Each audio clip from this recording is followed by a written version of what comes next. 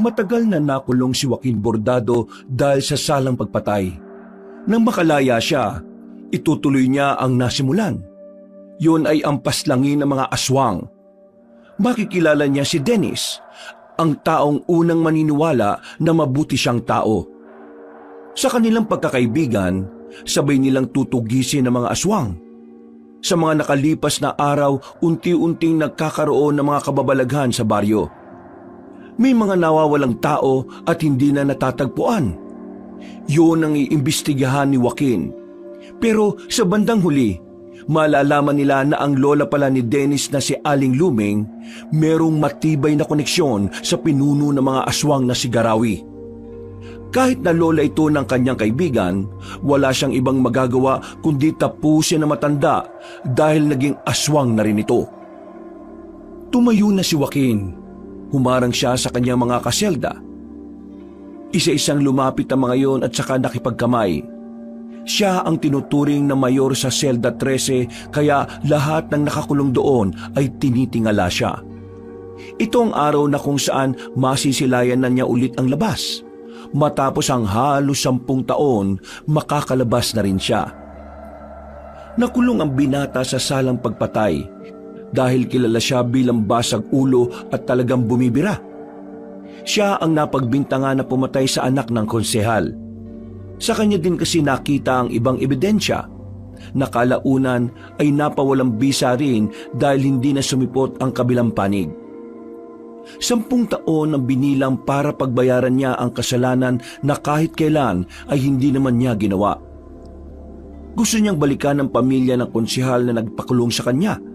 Pero ang balita niya, nakulong din ang mga yon dahil sa iligal na droga. Kaya gusto na lamang niyang makapagsimula ulit ng bagong buhay. Ayoko na makikita yung pagmumukha mo sa kulungan na to, ha? Ayusin mo na buhay mo para hindi ka pa napagbibintangan ng mamamatay tao. Kahit na anong ayos ang buhay mo, kung walang kwentang sistema ng hustisya sa Pilipinas, wala rin kwentang pagpapakabuti mo. Pero salamat, Sargento. Susubukan kong magbago. Tinapik na lamang siya sa balikat ng pulis. Inihatid na siya sa labas. Pagdating niya sa bungad ng istasyon, nakita na niya muli ang liwanag ng lansangan. Ang dami nang nagbago sa harapan ng lugar na yon. Natatandaan niya na noong unang dinala siya roon, wala pang mga gusali sa kabilang kalsada. Ngunit ngayon, tabi-tabi na ang pamilihan. Naisip nga rin niya bigla ang dating barangay na pinagmulan niya. Napangiti na lamang siya nang akalain niyang baka sumabay na rin sa progreso ang kanilang lugar. Pumara na siya ng tricycle. Pumunta siya sa barangay ng Binangonan kung saan naroon ang mga bangkay. Ang kulungan kasi na pinanggalingan niya ay isang malaking isla. Napapalibutan ng tubig kaya kailangan talagang maglayag ng tubig para lang makauwi siya sa kanila. Habang nasa laot, bigla niyang naalala ang kapatid na si Gabriel. 10 taon pa lang kasi ang lalaking yon nang makulong siya. Wala na siyang ideya kung ano ang itsura nito. Nung makulong kasi siya, pinagbawalan niyang dumalo ang pamilya niya sa kulungan para na rin sa kaligtasan ng mga yon. At mula noon, nawalan na siya ng balita sa mga mahal niya sa buhay. Ayos na ba yan, Manong? Wala pa kasi akong pera eh. Kakalaya ko lang sa kulungan. Nakapatay kasi ako dati. Mabuti naman ako pero minsan mainitin ang ulo ko. Sa sinabi niyang yun sa bangkero, napatango na lamang yun at nagmamadaling makabalik ng bangka. Napapailing na lamang din si Joaquin. Pero sa kabilang banda ay natatawa na lang din siya. Tingin niya kasi mas naniwala ang matandang bangkero nang makita pa ang mga tattoo niya sa katawan. Naglakad-lakad siya hanggang sa makarating nga siya sa kanilang barangay. Nadismaya siya nang makitang walang nagbago sa mga kabahayan. Yari pa rin sa kahoy. Kung may simentado man, bilang lang sa daliri. Ang daanan naman, lupa pa rin. Hindi pa rin naaayos. Baku-bako, marami pa rin lubak. Ganun na ganun ang lupa na iniwan niya noong dalhin siya sa kulungan. Walang iya talaga kahit na kailan ang namumuno rito. 10 taon na nakalipas, wala man lang nakaisip na ipaayos yung malubak na daan dito. Palibasa, puro na lang pagpapayaman ang inaatupag eh. Mga walang pakialam sa mga mahihirap. Dumaan siya sa isang tindahan. Nagsigarilyo na muna siya. Habang nakatambay siya roon, meron siyang nakita na isang lalaki na binubuli ng isang grupo rin ng kalalakihan. Ang lalaking inaapi ay may kasamang bakla. Naglakad si Joaquin. Lumapit siya ng kaunti para marinig kung ano ang nangyayari. Bakit ba palagi nyo na lang inaapi itong si Gandara? Wala naman siyang ginagawang masama sa inyo ah. Kung wala kayong magawa sa mga buhay nyo, mahanap kayo ng trabaho para hindi ibang tao yung pinepeste nyo. Wala kang pakialam kung gusto namin pagtripan ng baklang yon. Huwag kang makialam kung ayaw mo masaktan ha. Alam ko na. Siyota mo ba yung baklang yan? Gano'n na kayo katagal ha? Napuno ng tawanan ang grupo. Pero walang balak ang lalaking si Dennis na magpatinag sa mga yon. Kahit na alam nitong alanganin kung sasagot pa siya, hindi niya pinigilan ng sarili magsalita. Nakakaya kayo. Ang lalaki ng katawan nyo pero ang kaya nyo lang gawin sa buhay nyo eh, mambisit ng tao eh. Hindi man lang kayo makagawa ng mabuti para sa pamilya nyo. Lalong-lalo ka na, Lolong. Hirap na si Aling pa rin kakalaba. Tapos ikaw, uuwi ka lang sa bahay nyo para kumain at matulog. Hindi ka ba nahihiya? Tapos ngayon eh, gagawa ka pa ng gulo? Wala ka naman magawang matino, nandadamay ka pa sa pagiging walang kwenta mo. Aba, tarantado ka. Bakit? Kaya mo na ba ako ngayon, Dennis? Kung makapagsalita ka, parang papalag na yung mga buto mo ah. Okay, bakit? Akala ba porque marami kayo, matatakot ako? Eh matapang lang naman kayo kapag marami kayo eh. Hindi nyo nga yata kayang lumaban ng isaan lang eh. Isahan? Bakit naman kami lalaban ng isahan eh? Grupo nga kami. Tanga ka ba? O wala ka talagang utak? Biglang hinawakan ni Lolong ang kwelyo ni Dennis. Dinikit na ito sa nakaparadang truck sa gilid. Agad namang lumapit ang beke na si Gandara para umawat. Hoy, swangit! Bitiwan mo nga yung friend ko! Hoy! Huwag kang makialam dito bakla ah!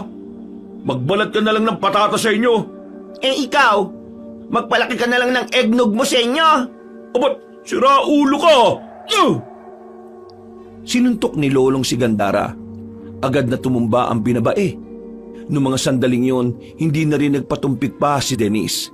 Sinuntok na rin niya si Lolong. Ang kaso nga lang, hindi naman tinamaan ng lalaki. Sa halip, si Dennis pa ang nalagay sa alanganin. Nagsimula na ang gulo. Pinagsisisipa at pinagtatatadyakan ng mga kalalakihan ng kawawang si Dennis. Ang beki naman na si Gandara ay wala rin namang nagawa. Tinutulak lang ito sa tuwing lalapit. Noong mga sandaling yon, hindi na nakatiis si Joaquin. Kailangan na niyang makialam. Kahit na barumbado siya, ayaw din naman niyang may nagsisiga-sigaan sa lugar na dati na niyang pinagharian. Di ba kayo nahiya sa mga sarili niyo? Tumigil ang grupo ni Lolong nang marinig siyang nagsalita. Nakasimangot ang mga iyon na nakatingin sa kanya. Tila hindi gusto ang pakikialam niya. Sino ka naman mukhang gusgusin ka? Tingnan mo nga sarili mo oh. Sira pa ang pantalon mo. Ano akala mo? Dahil marami kang tato matatakot kami sa'yo? Hibang ka na ba? Hindi mo man lang ba tatanungin kung saan ako galing bago mo ako makaharap ngayon? Ano pakialam ko? Di nga kita kilala di magpapakilala ako sa'yo. Yung ba gusto mo? Bakit ka ba nakikialam? Taga rito ka ba? Tinatanong mo ako kung taga rito ako. Bakit? Interesado ka na ba? Dami mong satsat! Ibaba mo yung bag mo! At subukan mo na ako ngayon. Nang magkaalaman na tayo, buburahin ko yung mga tattoo mo gamit lang ang kamao ko. Di sige, tingnan natin. Lumapit si Lolong. Akala niya porke mas malaki siya kay Joaquin ay kakayanin niya ang taong 10 taon nang nasanay sa sakit ng katawan sa kulungan. Sinuntok ni Lolong si Joaquin. Pero laking gulat ni Lolong nang mailagan siya ni Joaquin nang walang kahirap-hirap. Nahawakan ni Joaquin ang kamay ni Lolong. Hinila yung pababa.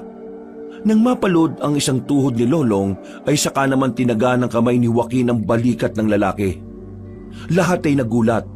Lahat ay nabigla nang makitang nakadapa na si Lolong sa lupa habang nasa likuran nito si Joaquin. hindi makapalag si Lolong. Yun ang unang pagkakataon na nakita ng mga taong naroon na tila walang kalaban-laban ng maangas na lalaki. Kailangan ko pa bang sabihin ang pangalan ko? Bakit? Sino ka ba talaga? Ako si Joaquin. Kilala ako bilang si Joaquin Bordado sa Selda 13. Kung gusto mong mas makilala pa ako, tumira ka sa selda na pinanggalingan ko. Nakulong ka na? Saka lamang umalis si Joaquin sa likuran ng lalaki nang makita niyang naging kalmado na rin yon. Ngumisi si Joaquin. Sandaling pinagpagang pantalon.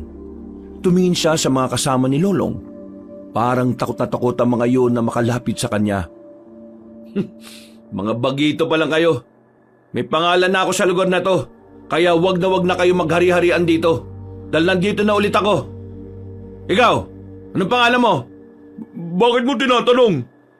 Hindi kita sinasabing sumagot ng patanong. Sumagot ka ng maayos. Lolong! Lolong ang pangalan ko. Kayo lahat! Ako si Joaquin. Nandito na ako. Nagbabalik na ako sa barangay na ito. Kung sino man ang mga maangas dito, pasensyaan tayo. Kayo! Umalis na kayo bago pa ako mairita sa mga pagbumuka ninyo. Alis! Nagmamadaling umalis ang grupo ni Lolong.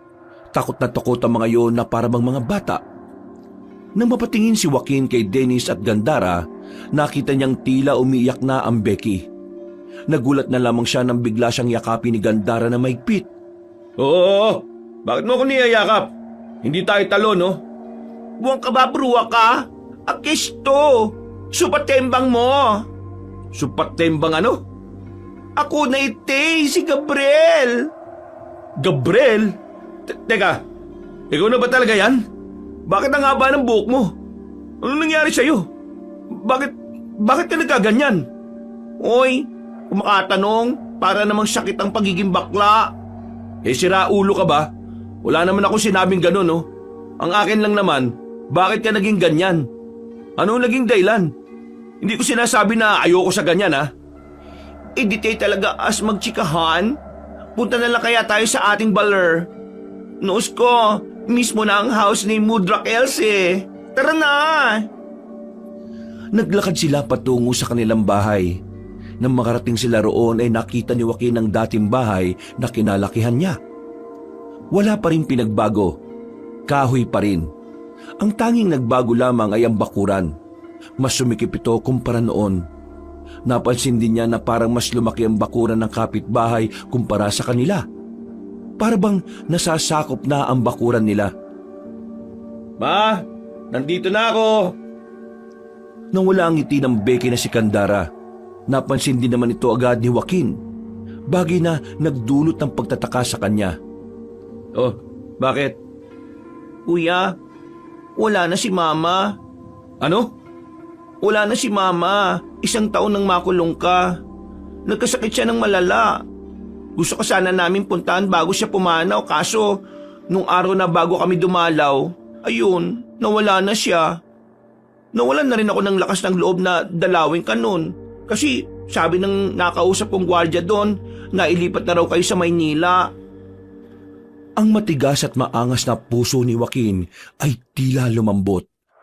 Malapit na siyang maiyak pero pinipigilan na lamang niya. Ayaw niyang masira ang imahe ng kanyang pagiging maangas. Ikaw naman kasi Kuya Kes eh. Di mo kami pinayagang dumalaw ni Mudrak Kels. Pero, knows mo ba, before siya mategi boom boom, sabi niya, kapag nakalaya ka na raw, gusto niya magkasama tayo here sa baler para kahit papano, hindi raw mawawala mga memories. Hindi ko inakala na sa pagbabalik ko wala na pala si Mama. Kung alam ko lang na may sakit siya, gumawa na sana ako ng paraan para makita siya. Hindi na natin mabibring back ang nangyari sa patembag ko. Ang gawin na lang natin, live our life to the max. Ikaw, bakit ka naging bakla?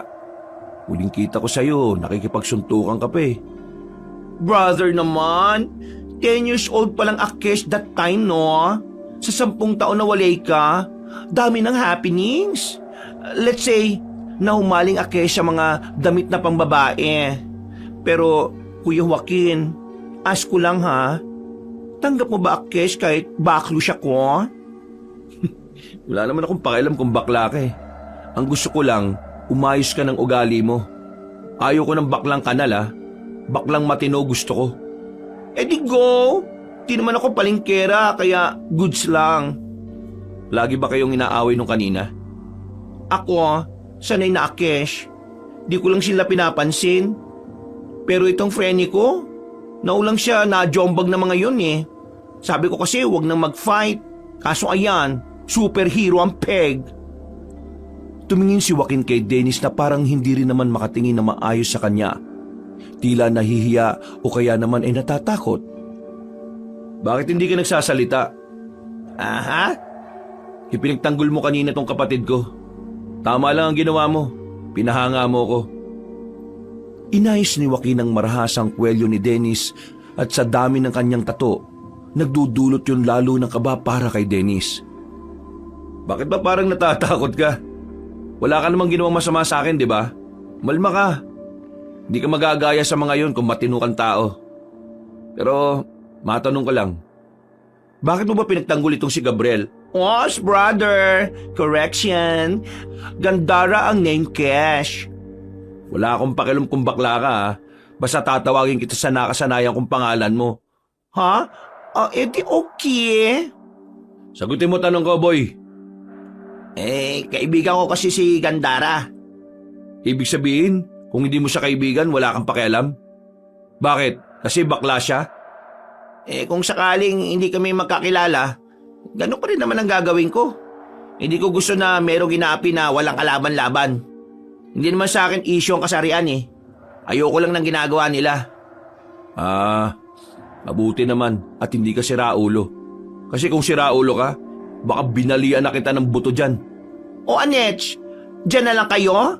Ayaw nyo gumora dito sa loob? Nauna nang pumasok si Joaquin. Bagya niya pang binangga ang kanyang kapatid. Lihim na nakaramdam ng lungkot ang binatang si Joaquin nang pagmasdanan niya ang loob ng bahay. Naalala niya ang lahat ng mga alaala kasama ang kanilang ina. Sa kabilang banda, sinisisi niya ang kanyang sarili. Kung hindi lang sana kasi siya naging basag ulo noon, idi sana ay mas nabantayan niya ang kanyang ina. Idi sana hindi siya napagbintangan na pumaslang sa anak ng konsehal. Ma, mapatawad mo sana ako sa dami ng pagkukulang ko sa pamilyang to. Hoy, no ka ba? Patagal ka na pinatawad ni Mudra, no? Huwag ka nang sad dyan. Hindi bagay sa mga tattoo mo, ha? Uy, nagugutom ako. Wala na bang pagkain dito? O siya, ako rin, Tom Jones na rin eh. O sige, gogora mo na ka, Kesha. Bibili ako ng pudang natin. Pwede ba ayusin mo yung pananalita mo? Ayos lang sa akin na bakla ka pero gusto kong madali kita maintindihan. Di ko maintindihan mga pinagsasabi mo eh. Okay. O ikaw? Ako? Oo, ikaw. Bakit? Dito ka lang. May tatanong ako sa'yo. Ano ba yun? Sino naghahari-harian dito? Sino-sino pang mga kamag-anak ni Consial Marquez ang natitira dito? Nagbabalak ang gantihan sila. Wala na sila rito. Yung iba, nagkandamatay na. Yung iba naman nakulong sa Maynila. Ano? Nagkandamatay? Bakit? Anong nangyari sa iba? Wala rin nakakaalam eh. Basta isang umaga, dumating ang mga bangkay nila na lasog-lasog na. Sa pagkakaalala ko, 15 anyos pa lang ako noon. Kami ni Gandara. Wala bang nabanggit na kahit na ano kung sino yung suspect? Nung una, ikaw pa rin ang pinagbibintangan. Kasi pinatay mo raw yung anak ni Konsyal eh. Hindi malabong patayin mo rin yung iba. Pero wala rin nangyari sa bintang nila kasi di ba nakakulong ka na nga. Mga siraulo pala talaga yung mga yun eh no. Ako pa rin kahit wala na akong kakayahan. Ang tanong, pinatay mo ba talaga yung anak ni Consial Marquez? Ano sa tingin mo? Tingnan mo ako sa mata. Tingnan mo kung talaga bang kaya kong pumatay ng tao. Alam ko na kaya mong pumatay ng tao. Pero hindi ko lang alam kung ikaw ba talaga pumatay sa anak ni Consial. Hindi ko pinatay ang anak niya. Nang makita ko si Norman, nakahandusay na siya. May tama ng baril sa ulo. na wala akong kinalaman. Eh di kung ganun, bakit hindi ka umapila? Eh kasi wala akong kapangyarihan eh. Wala akong pera. Kahit umapila ako, wala rin mangyayari. Mas pinili ko na lang na manahimik kaysa madamay pa pamilya ko. Hindi ka ba nangihinayang? Dahil ikaw ang nakulong na dapat iba ang nandun sa selda. Siyempre nangihinayang ako. Nagalit, nainis. Kinamuhian ko sila. Pero wala na magagawa galit ko. Wala na rin naman sila eh.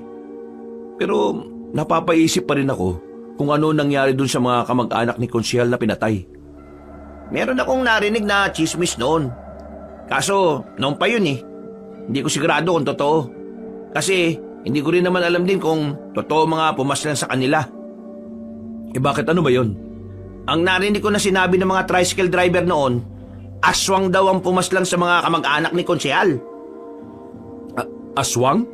Oo! Pinaslang daw sila ng mga aswang kasi itong si Konsehal may nilokong negosyante. Eh ang chismis, yung negosyante, aswang. At alam mo ba kung anong nakapagtataka? Yung mga tricycle driver na narinig kong yun ang pinag-uusapan, abay, bigla na rin nawala. Hanggang ngayon, hindi na sila nakita. Alam ko yan eh, kasi yung isa sa mga tricycle driver, tatay ng kaibigan namin ni Gandara.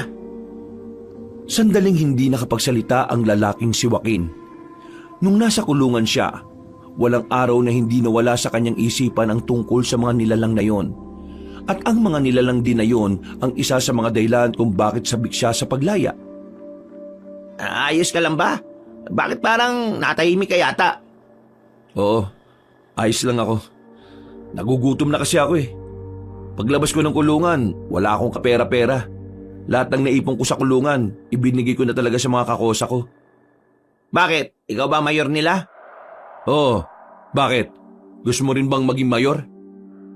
Hindi ah. Ayoko makulong no. Mga ilang sandali lang ay nakabalik na rin naman si Gandara. Sabay silang kumain tatlo. Sa mga sandaling yon, kahit na papaano ay gumagaan na rin ang kalooban ni Joaquin. Dahil matapos ang 10 taon, hindi na mga preso ang kasama niyang kumakain. Iba pala ang pakiramdam na makalaya. Ito ang pakiramdam ni Joaquin habang nakatulala siya sa labas ng kanilang bahay. Nung una, inakala niyang hindi na talaga siya makakalabas. Mabuti na lamang ay nagkaroon siya ng parol. Masaya naman si Joaquin na nakita na niya ang kanyang kapatid. Pero marami ang panghihinayang niya dahil hindi na niya inabutan ng kanilang ina. Dakong 5:00 ng hapon, umalis na muna si Joaquin. Ilang minutong lakad lang ang sementeryo mula sa kanila. Kaya agad siyang nagtungo roon para bisitahin ang kanilang ina. Pagdating niya roon, nahanap niya agad ang puntod ng ina niya na nasa bandang gitna na ng sementeryo.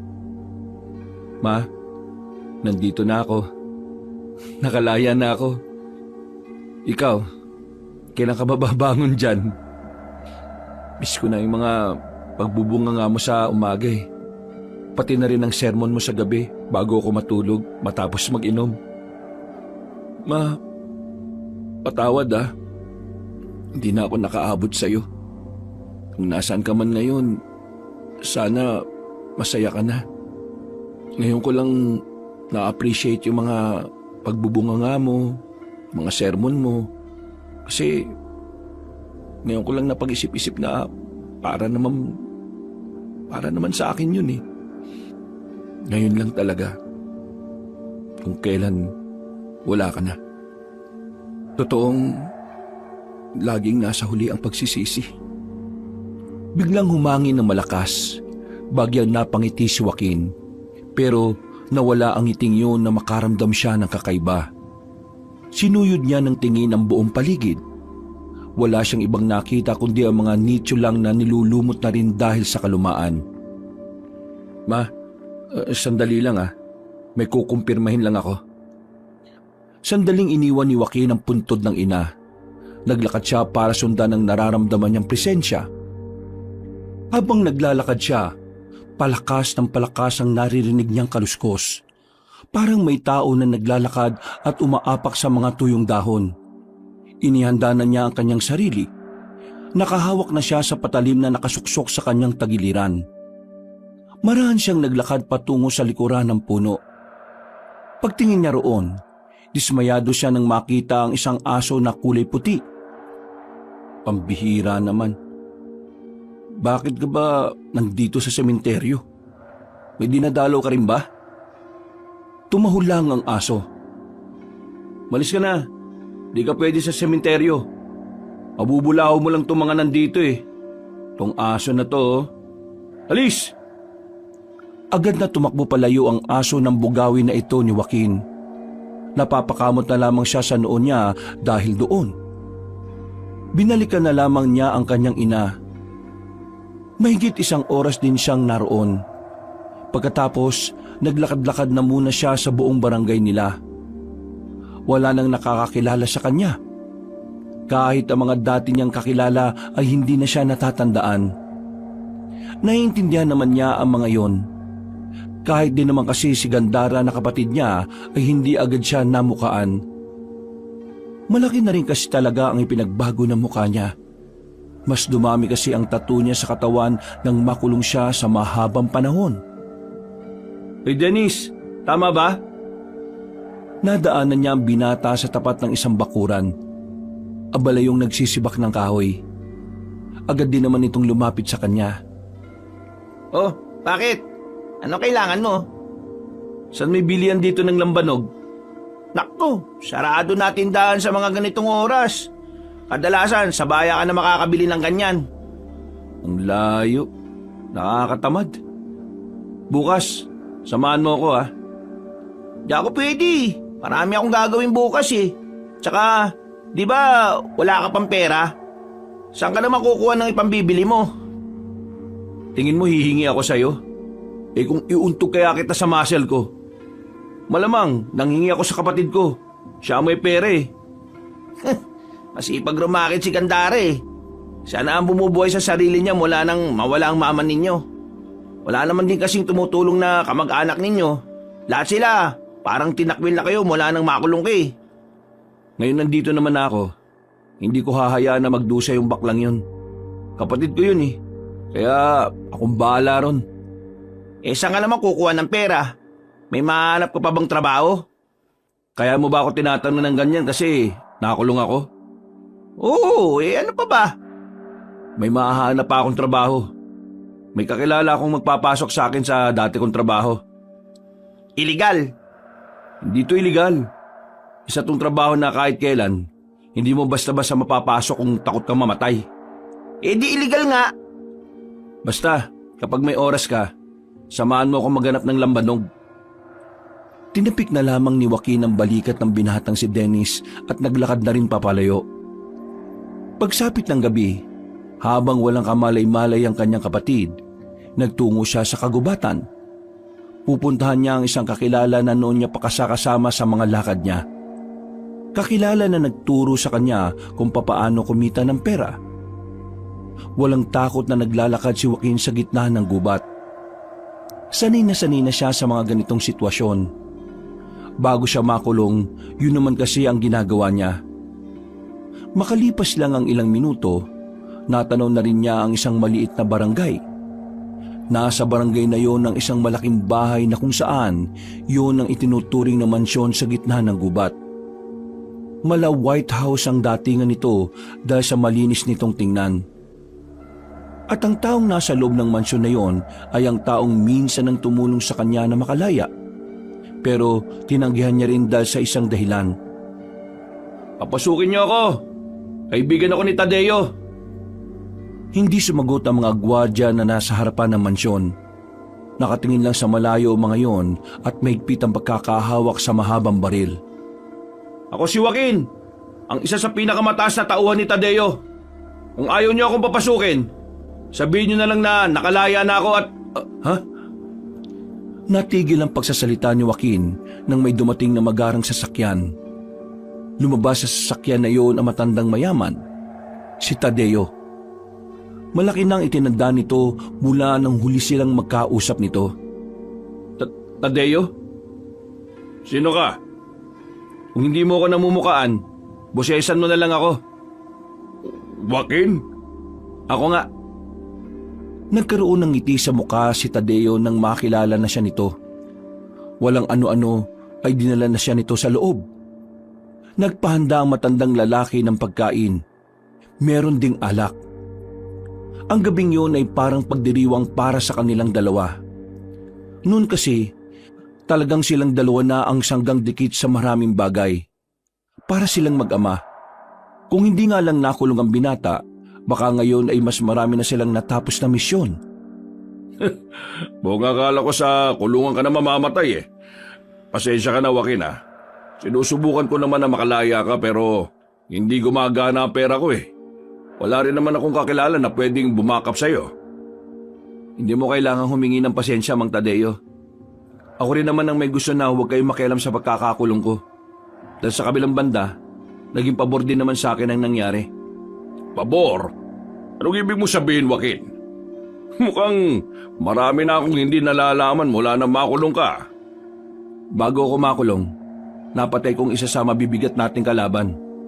Alam ko na hahanapin na nila ako noon. Kaya sumama agad ako sa mga pulis ng dakpi nila ako. Kasi alam ko na kapag nasa kulungan ako, hindi sila makakalapit sa akin. Kung ganyan pala nangyari, bakit hindi mo agad sinabi sa akin? Sinarili ko ang tungkol doon. Ayaw kong madami ang mga taong may koneksyon sa akin. Pati na rin ang pamilya ko. Hindi ko pinayagan na dalawin ako. Kasi alam ko na kapag nalaman nila kung sinong mahahalaga sa akin, idadamay din nila. Hindi sila basta-basta. Kaya nakakasiguro ako na hindi sila titigil hanggat hindi ako nagagantihan. Prinsipe ang napatay ko, Mang Tadeo. Malaking kawalan yun sa kanila. Totoong peligroso nga ang ginawa mo. Pero kasama naman yun sa misyon ninyo eh. Nung panahon na yon, mas pinili kong hindi ka nalang madamay. Dahil kapag ikaw ang namatay, masisira na ang organisasyon. Tungkol sa organisasyon, matagal nang buwag ang samahan, Joaquin. Buwag? Bakit? Anong nangyari? Alam mo naman na ikaw ang alas ng samahan. Ikaw lang ang may kakaibang tinataglay na kayang tumapat sa lahat ng kalaban. Kaya, nung mawala ka, lahat sila ay nawalan na rin ng pag-asa. Ang iba ay namatay. Ang iba naman mas pinili na lang na mamuhay ng payapa sa ibang lugar. Napabuntong hininga na lamang ang matandang lalaki.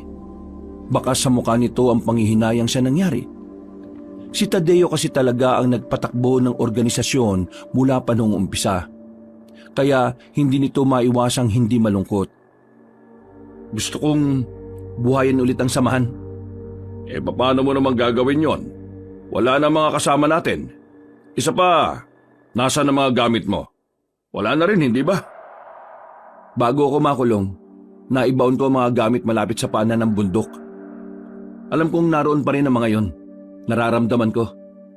Ang mga kasama natin, paano natin sila mapapabalik? Hindi natin sila mapapabalik kung sasabihan lang natin sila na bumalik.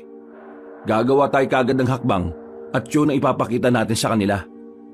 Bibigyan natin sila ng dahilan para magbalik loob sa samahan. Kung ganun ihanda ko na pala ang mga kliyente natin. Mula nang mawala ka, marami pa rin ang lumalapit sa akin para ipapatay ang mga gusto nilang ipapatay. Nung mawala ka kasi, ang dami na rin talagang lumitaw na mga perwisyo Karamihan sa mga pinipeste ng mga nilalang na yon, mayayaman din talaga. Sige, ihanda mo na mga kliyente at ihanda mo na rin ang mga pasahod. Kailangan ko din kasi talaga ng pera para makapagsimula Bukas ng umaga, sabihan mo ang mga kliyente mo na tuloy na ulit ang operasyon. Pakisabi na nakalaya na ang bordadong birador ng mga aswang. Malapad ang ngiti na matandang si Tadeo. Sabik na agad itong maibalik ang samahan na dating nagprotekta ng kanilang lugar. Masayang lumabas ng mansyon ang binatang si Joaquin. Ngiting tagumpay din siya dahil nakabali siya ng pera kay Tadeo. Paniguradong meron na silang panggastos ni Gandara ng ilang buwan. Bago siya umalis sa gubat, ay pinuntahan na muna niya ang mga nakatanim niyang gamit sa paanan ng bundok. Halos kalahating oras din ang nilakad niya bago niya yun narating. Sa wakas, nandito na rin ako. Nandito na ako para gamitin kayo ulit. Sana'y ako pa rin ang kinikilala niyong amo. Gamit lang ang makapal na sanga ng puno na may talim sa dulo, hinukay niya ang lupa. Maya-maya lang nakita na niya agad ang baul kung saan nasa loob nito ang mga gamit niya noong pumapatay pa siya ng mga aswang. Pagbukas niya ng baul, napapikit agad siya nang biglang sumilay sa kanya ang malakas na liwanag. Silaw na silaw ang lalaki, pero maya-maya lang ay naging bahagya na lamang ang liwanag na nagmumula roon. Kinuha niya agad ang isang kwintas. Ang kwintas kung saan nakadikit ang isang itim na bato.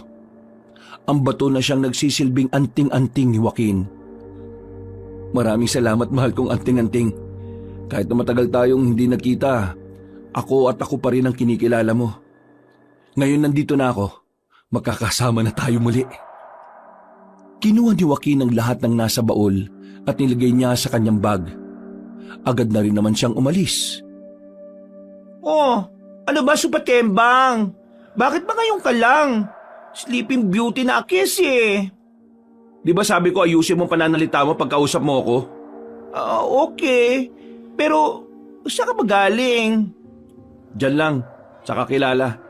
Dumiskarte ako ng pera. Ano yung daladala mo? Baka gusto mong kumain. Kumain ka na. Tapos na ako eh. Eto lugaw oh. Ay, bongga. Sweet mo naman, brother. Meron kang pasalubong. Sweet-sweetin mong mukha mo. Baka mbultuin ako ni mama kapag pinabayaan kita, no? So, ano pala ang buhay mo sa kulungan? Sandaling natahimik si Joaquin. Umupo na muna siya sa tapat ng lamesa. Napangiti siya ng mapait. Nung una, siyempre mahirap. Pero nung tumagal, nasanay na lang ako. At saka, ako naging mayor sa selda namin kasi wala ni isang kaya kong talunin sa suntukan eh. Pero pagdating naman sa pagkain, limitado lang. Hindi makakakain na marami kung pangkaraniwang preso ka lang. Eh ako, kahit papano hindi naman ako nakukulangan. Pero yung mga sobra, pinamamahagian ko yung mga kakosa ko. Wow! Bait-baita ng peg! O bakit? Dapat ba kapag preso ka, siraulo ka? Gabriel, hindi ko kasalanan ng pinagbayaran ko. Hindi ako masama. Basta gulero lang ako dito sa atin. Pero hindi naman ako ng abuso ng mga taong wala namang ginagawang masama. Uy! Relaxation, brother. Hindi ko naman sinabing masama kang tao no? Ito naman. Sa mga susunod na araw baka wala ako dito sa bahay. Oh, saan ka naman gogora? Gugurang pinagsasabi mo. Saan ka pupunta, I mean? Didiskarte ng trabaho. Sige na, matutulog na ako. Kumain ka na dyan. Tumungo na lamang ang binatang si Joaquin sa kanyang silid. Paghiga niya ay agad na rin naman siyang nakatulog.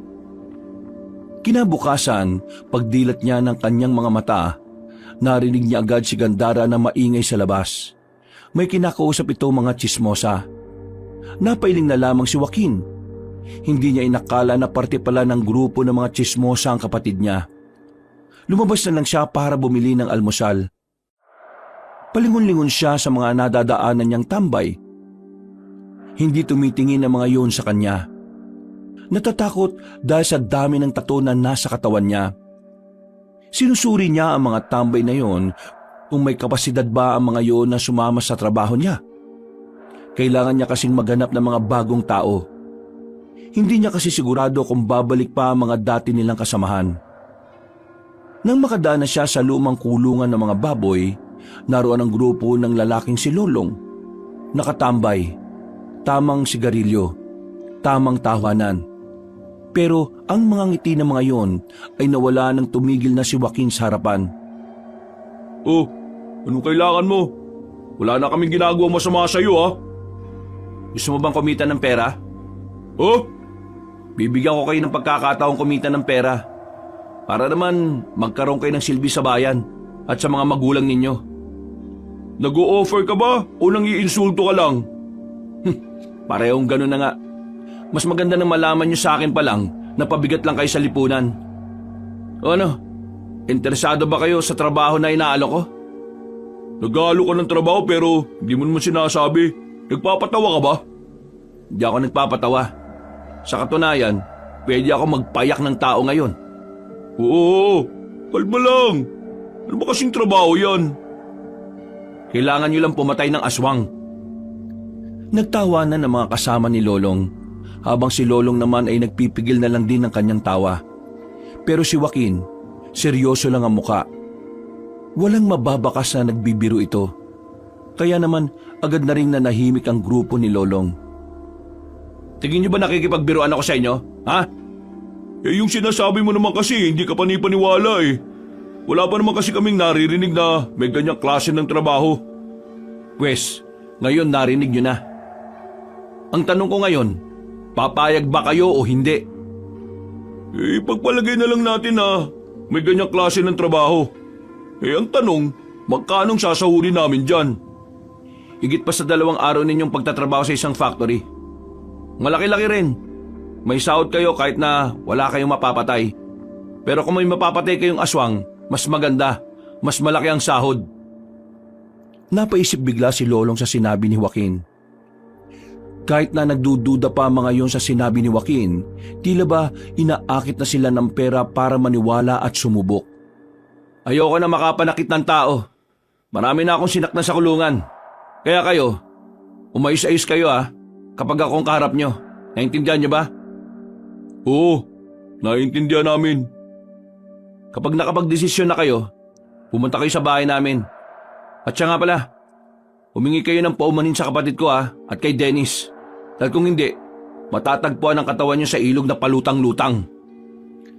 Napalunok na lamang ng laway ang grupo ni Lolong para silang lalagnatin sa takot.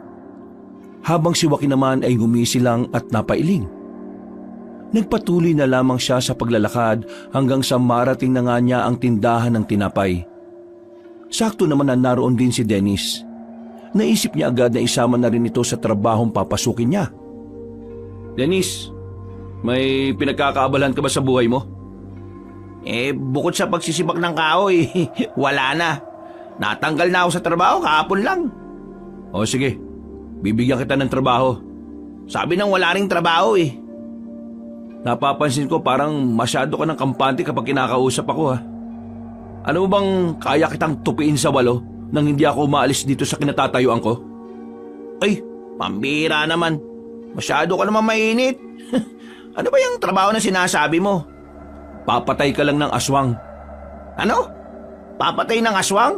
Eh, paano? Eh di tuturuan kita. Sinasabi mo ba sa akin na pumapatay ka talaga ng aswang? Gusto mo bang malaman? Halika, sumama ka sa akin.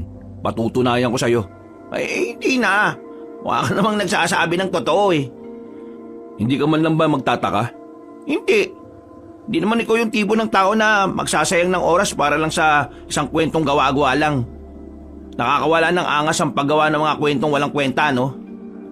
Alam mo, gusto ko ugali mo Pero, hindi ako sasama sa trabahong inaalok mo, no? Wala akong alam sa pagpatay ng aswang eh. Kaya nga tuturuan kita. Marami ka ba talagang alam sa mga ganyang bagay? Ikukwento ko sa iyo sa ibang araw kapag interesado ka na sumali sa sinasabi ko. Eh, sasali ako kapag kinuwento mo na sa akin yan. Kung ano man yung hindi mo kayang ikwento sa iba. Napatango na lamang si Joaquin. Dinala niya si Dennis sa kagubatan. Meron silang pinuntahan na lumang kubo. Sira-sira na ang harapan nito. Parang ilang bagyo na ang dumaan doon pero nanatili pa rin nakatindig doon. Nagtataka ang lalaking si Dennis kung ano ang ginagawa nila roon. Pero pumasok si Joaquin sa loob. Paglabas nito, may daladala na itong itak. Oh, ano yan? Malamang itak. Nakakita ka ba? Ibig ko sabihin, bakit ka may dalang itak? At bakit may itak sa loob ng kubo na yan? Ang kubo na ito dating pahingahan ng mga kagaya kong bumibira ng aswang. Ang tawag sa amin, manunugis. Hindi ko inakala na may ganito ka palang tinatago Kala ko kasi dati, base sa kwento ng kapatid mo, basagulero ka lang eh. Totoo naman basagulo ko nun. Pero walang alam ang iba kung ano ang ginagawa ko kapag gabi na. Isa ako sa dahilan kung bakit walang buntis na napapahamak noon. Ngayon, naniniwala na ako na pumamatay ka talaga ng aswang. Ano naman ang magagawa ko kapag nakasali na ako sa inyo? May mapapala ba ako dyan? Kagaya nga ng sinabi ko sa'yo, trabaho to, hindi to libre. May nasagap kaming balita ng boss ko na ang mga aswang, pinupuntirya pa rin yung mga mayayaman. Pinapatay yung mga negosyante at inaangkin ang mga yaman nila. Ang mga magiging kliyente natin ay mga mayayamang tao. Mga taong maraming pera na kulang sa proteksyon laban sa mga aswang. Na tanging mga manunugis na gaya ko lang ang makakapagbigay ng kapayapaan sa kanila. Ang dami nilang pera. Bakit hindi sila kumuha ng mga tao para protektahan sila? Uso na baril pre, no? Alam mo, Dennis, kung sapat lang ang baril, hindi na nila kami kailangan. Nakakatuwa mang isipin pero kami mga manunugis na patalim lang ang gamit, kami pa ang nakakapatay sa mga aswang. Yun ay dahil kami ang mas nakakaalam kung paano sila patatahimikin. Binabayaran nila kayo. Magkano naman? Malaki. Sapat na para mabuhay ka ng 2 buwan o hanggang 4 na buwan. Wow! Ganong kalaki? Sasali ako. Kasi kailangan mo ng pera. Oo. At gusto ko rin magkaroon ng saysay itong buhay ko, no? Yan. Sige. Tama yan. Teka. May tanong ako. Ano naman yan? Bakit parang hindi ka naman barumbado? Nung unang kita ko sa'yo kahapon, pakiramdam ko siga ka eh. Siga naman talaga ako eh. Pero hindi sa lahat ng tao. Siga na lang ako sa mga taong mapang-abuso at mapang-api. Yun ang natutunan ko sa loob ng kulungan. Si Gandara, kailan mo sasabihin sa kanya tungkol dito? Hindi ko alam. Tingin ko, hindi niya na dapat malaman. Magugulat siya. Baka mamaya, makaapekto pa ito sa mga racket niya. Siya nga pala. Mamayang gabi makita tayo sa gilid ng arko. Doon tayo makikita-kita kasama ng iba pa. Ng iba pa? Akala ko ako lang eh. Kailangan namin ng maraming miyembro, kaya meron kang makakasama. O tara na, umalis na tayo. Dakong 4:00 na makabalik na sila sa kanilang baryo. Tinanguan na lamang ni Joaquin ang binatang si Dennis bago sila naghiwalay ng landas. Napatigil siya sa paglalakad nang biglang maramdaman ni Joaquin na tila umiinit ang tattoo niya sa likuran, ang imahe ng isang leon. Ito na ang senyales, magagamit ko na rin kayo sa wakas. Napapangiti na lamang si Joaquin at saka ipinagpatuloy na rin ang paglalakad. Saan naman ang gora mo? Gabi na. Di ba sinabi ko naman sa'yo na maghahanap ako ng pagkakakitaan? Ayaw ko naman na maging pabigat sa'yo, no? Kakalabas ko lang ng kulungan tapos magiging walang kwenta pa rin ako. Okay, sige. Ikaw naman ang bahala dyan. Basta, umuwi ka kagad ha. Alam mo naman, kapag may nangyaring masama sa'yo sa daan, magiging mag-isa na naman ako sa buhay. Ako? Mamamatay? Matagal mamatay ang masamang damo, no? Napangisi na lamang ang lalaking si Joaquin. Sinimulan na niyang maglakad. Pero bago siya makarating sa kanilang taguan, nakita niya si Dennis na binubulyawan ng matandang babae. Ang kapal din naman ang mukha mong pigilan ako sa gusto kong gawin. Sino ka ba? Palumunin ka lang dito sa bahay Hindi ka na nahiya sa akin? Tingnan mo nga sarili mo. Wala naman ako masamang intensyon eh. Sinasabi ko lang naman na huwag kang maging kampante dun sa manggarawi na yon. Iba talaga pakiramdam ko sa kanya eh. Parang marami siyang tinatago. Hinuhusgahan mo yung tao kahit hindi mo naman siya kilala. Ang tigas din pala ng mukha mo ano? Ako na nagsasabi sa inyo, Ang balak lang niya sa inyo ay makuha ang lupain niyo sa norte. Kapag nakuha niya yun sa inyo, hindi ka na niya siseryosohin. Hindi ganong klase ng tao si Karawi. Manahimik ka lang, lalaki ka. Ikaw ang walang kwenta rin. At talagang may gana ka pang makapag-isip ng ganyan sa nobyo ko. Isa pa, mayaman tao si Karawi. Marami siyang pera at marami din siyang lupain. Paano niya maiisip na nakawin sa akin ang lupain ko? Kung siya mismo may ganun na nga. Mag-isip-isip ka nga ng maayos, Dennis. Yan kasi napapala mo sa kakanood mo ng bold eh. Paano ka naman nakakasiguro na matino siya? Kailan lang naman kayo nagkakilalang dalawa? Hay, sira ulo! Magkababata kami ni Karawi. kilala na namin ang isa't isa nung maliliit pa kami. Ngayon nagkita na kami ulit, ay hindi ko nahahayaan na may pumigil ulit sa aming dalawa. Basta ako, sinabihan lang kita, ala. Hindi ako nagkulang sa pagpapaalala sa'yo. Hindi ko kailangan ng paalala mo! Ang mabuti pa, paalalahanan mo ang sarili mo na hindi habang buhay ay palamunin ka rito. Magbanat ka lang, may trabaho na ako dati. Pero pinatigil niyo ako para mag-asikaso dito sa bahay at para maging utusan niyong lahat.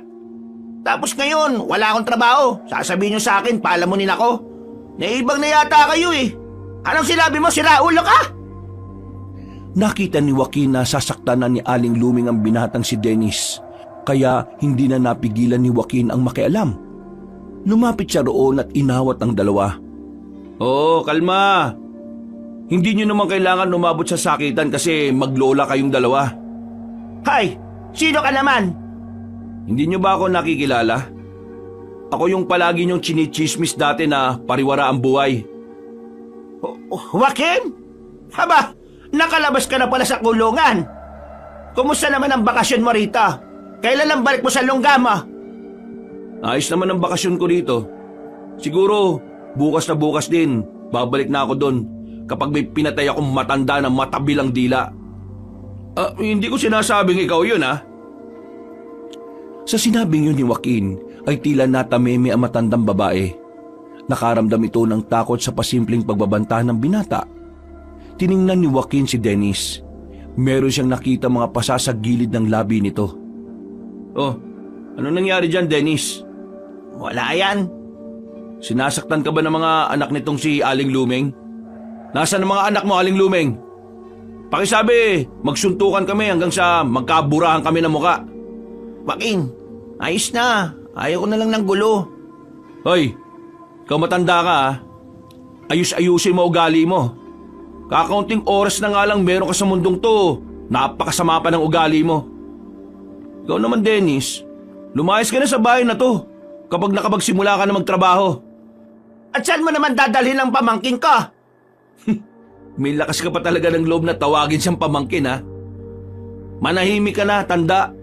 Kung gusto mong malaman, itanong mo kay San Pedro. Kung gusto mong makausap si San Pedro, kailangan mo munang mamatay. Isusumbo kita kay Kapitan. Nagbabanta ka. Di sumbong mo. Samahan pa kita eh. Sabi mo sa mga anak mo, ha? Magsuntukan kami. Pumunta na lang sila kamo sa bahay kapag may time sila. Ako, ha? Hindi yung kapatid kong bading. Ako! Pumasok na lamang ng bahay ang matandang si Luming. Napapailing na lang din si Joaquin. Tiningnan niya na masama ang lalaking si Dennis.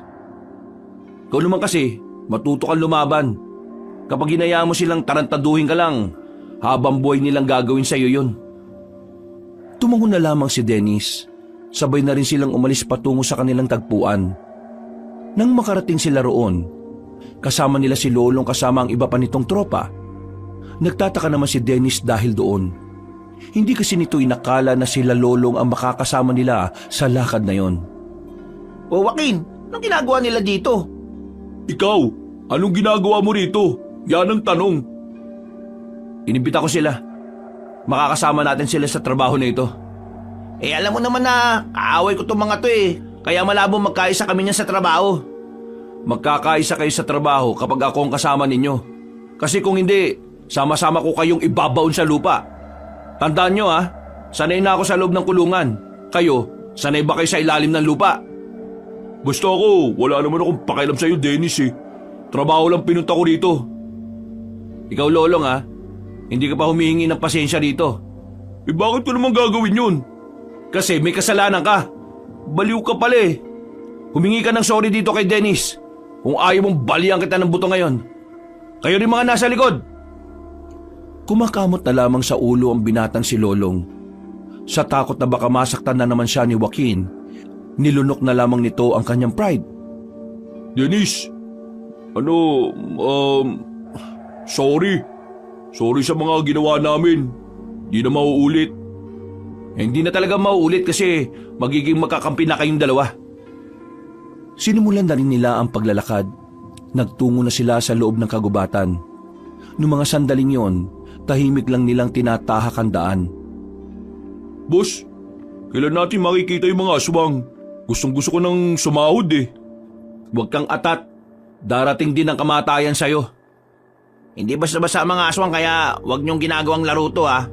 Sumama kayo dito nang wala kayong kaalaman sa mga aswang? Seryoso ba kayo sa magiging trabaho natin? Oo naman. Bakit? Anong tingin mo sa amin? Patatakot sa mga aswang? Baka ikaw. Hoy, manahimik nga kayong dalawa. Malapit na tayo. Natanong na nila ang maliwanag na mansyon. Sumilay ang ngiti sa mukha ni na Lolong. Habang tahimik lang naman si Dennis. Hindi nagtagal at narating na rin nila ang mansyon ni Mang Tadeo. Pagpasok nila sa loob, ay dinala sila ng isang gwardya sa malawak na silid kung saan naghihintay na roon ang matandang mayaman. Mapagpalang gabi sa inyong lahat mga pare. Ako nga pala si Tadeo, ang nag-iisang pinuno ng organisasyon ng mga manunugis dito sa ating probinsya. Siya ang tinuturing naming amo, boss at utak ng samahan. Sa kanya lumalapit ang mga nagiging kliyente para pumatay ng aswang. Siya rin ang magpapasahod sa atin. Alam niyo naman na siguro kung anong klaseng trabaho ang pinasok ninyo. At dahil delikado ang pinasok ninyo, hindi naman pwedeng sumaba kayo kaagad ng walang laman niyang mga utak ninyo. Ano po ang kailangan namin gawin? Dadaan kayo sa pagsasanay. Lahat ng mga dapat niyong malaman mula sa paghawak ng sandata hanggang sa aktwal na pakikipaglaban ay ituturo namin sa inyo. Merong magtuturo sa inyo na kapwa din namin manunugis. Ang gusto lang namin ay makisa kayo. Magiging maganda ang trabaho natin kung makikinig kayo sa lahat ng ituturo sa inyo. Sa mga susunod na araw, madadagdagan pa kayo. Marami pang magiging miyembro. Pero kayo, maswerte kayo dahil mauuna kayo matuto. Gusto ko na magsimula ngayon. Hindi. Sasama ka sa akin ngayong gabi, Dennis. Teka, ano yan? Special treatment? Gusto mo bang ikaw ang sumama sa akin para sumaba ka na kagad sa pakikipaglaban kahit na wala ka pang alam? Tila napagtanto ni Lolong na delikadong sinasabi ni Joaquin. Pero si Dennis hindi man lang nakaramdam ng kahit na kaunting kaba. Kaya matapos ang pag-uusap na yon, umalis na rin silang dalawa ni Dennis. Teka, bakit nga ako? Bakit hindi si Lolong? Mapapalaban na ba tayo ngayon? Pinadala mo na ako nitong itak na to eh. Ikaw ang sinama ko kasi ikaw ang gusto kong maging kanang kamay ko. Gusto ko lang ipakita sa iyo mga aswang at kung paano ko sila papaslangin. Maraming salamat sa tiwala mo. Pero kapag ako namatay dito, kasalanan mo ha. Huwag ka mag-alala. Hindi ka mamamatay kapag ako kasama mo. Manood ka sa gagawin ko mamaya ha. Nagpapasikat ka ba sa akin? Tumigil sa paglalakad si Joaquin nang makaramdam ito ng inis sa sinabi ni Dennis. Lumapit ito ng bagya at tinapik ng malakas ang balikat ng binata. Mukhang maangas ka na sa mga tinatanong mo ah. Hindi naman. Hindi ko lang maintindihan kung bakit kailangan ko makita kung paano ka papaslang ng aswang. Gusto kitang ma-expose ka agad sa aswang para mas madali kang nasasanay. Ito na rin ang magsisilbing isa sa pagsasanay mo. At saka ano? Sandali lang. Huwag ka maingay. Sandaling nakiramdam si Joaquin. Napatingin sila sa kaluwang braso niya. Umiilaw ang tattoo niya na lawin. Nanlalaki naman ang mga mata ni Dennis nang makita yon. Hindi ito makapaniwala sa hiwaga na tinataglay ni Joaquin. Teka, ano nangyayari sa braso mo? Bakit may ganyan? Parang gumagalaw yung tattoo mo tapos bakit maliwanag? Mamaya na ako magpapaliwanag. Sa ngayon, umanda ka. Nararamdaman kong papalapit sila sa atin. Ha? Sino? Yung mga aswang. Ang akala ko ba pupuntahan natin sila sa kanila? Swerte tayo ngayon. Sila na mismo ang lumalapit. Ha? Anong swerte sa ganito? Huwag ka mag-alala. Akong bahala. Manood ka lang muna. Tumayo si Joaquin. Humina ang liwanag na nagmumula sa braso nitong may imahe ng lawin. Naglakad si Joaquin patungo sa daraanan ng mga aswang. Mga ilang sandali lang, hinarang na rin niya ang mga yon. Sino ka? Bakit mo kami narang? Umalis ka dyan kung ayaw mo masaktan. Gusto ko masaktan, kaya hindi ako aalis dito. Biglang pinagana ni Joaquin ang kapangyarihan mula sa imahe ng lawin. Mataas na tumalon ito. Lumapit sa harapan ng mga aswang at agad na tinaga ang isa. Sirit agad ang dugo mula sa dibdib nito. Dahil dito, sabay-sabay nang nagpalit ng anyo ang mga aswang. Sabay-sabay din yung umatake sa kanya. Pero dahil sa kapangyarihan ng imahe ng lawin sa kanyang braso, malakas ang kanyang pakiramdam. Bawat galaw ng mga nilalang ay nararamdaman niya. Kaya naman walang kahirap-hirap na naiilagan niya yon. Miss na miss ko na yung ganitong pakiramdam eh. Ang pakiramdam na makakapas lang ulit ako ng aswang. Parang nilalaro lamang ni Joaquin ang mga kalaban niya. Kahit na may kadiliman, matalas ang kanyang paningin. Para bang paningin din ng lawin ng kanyang ginagamit.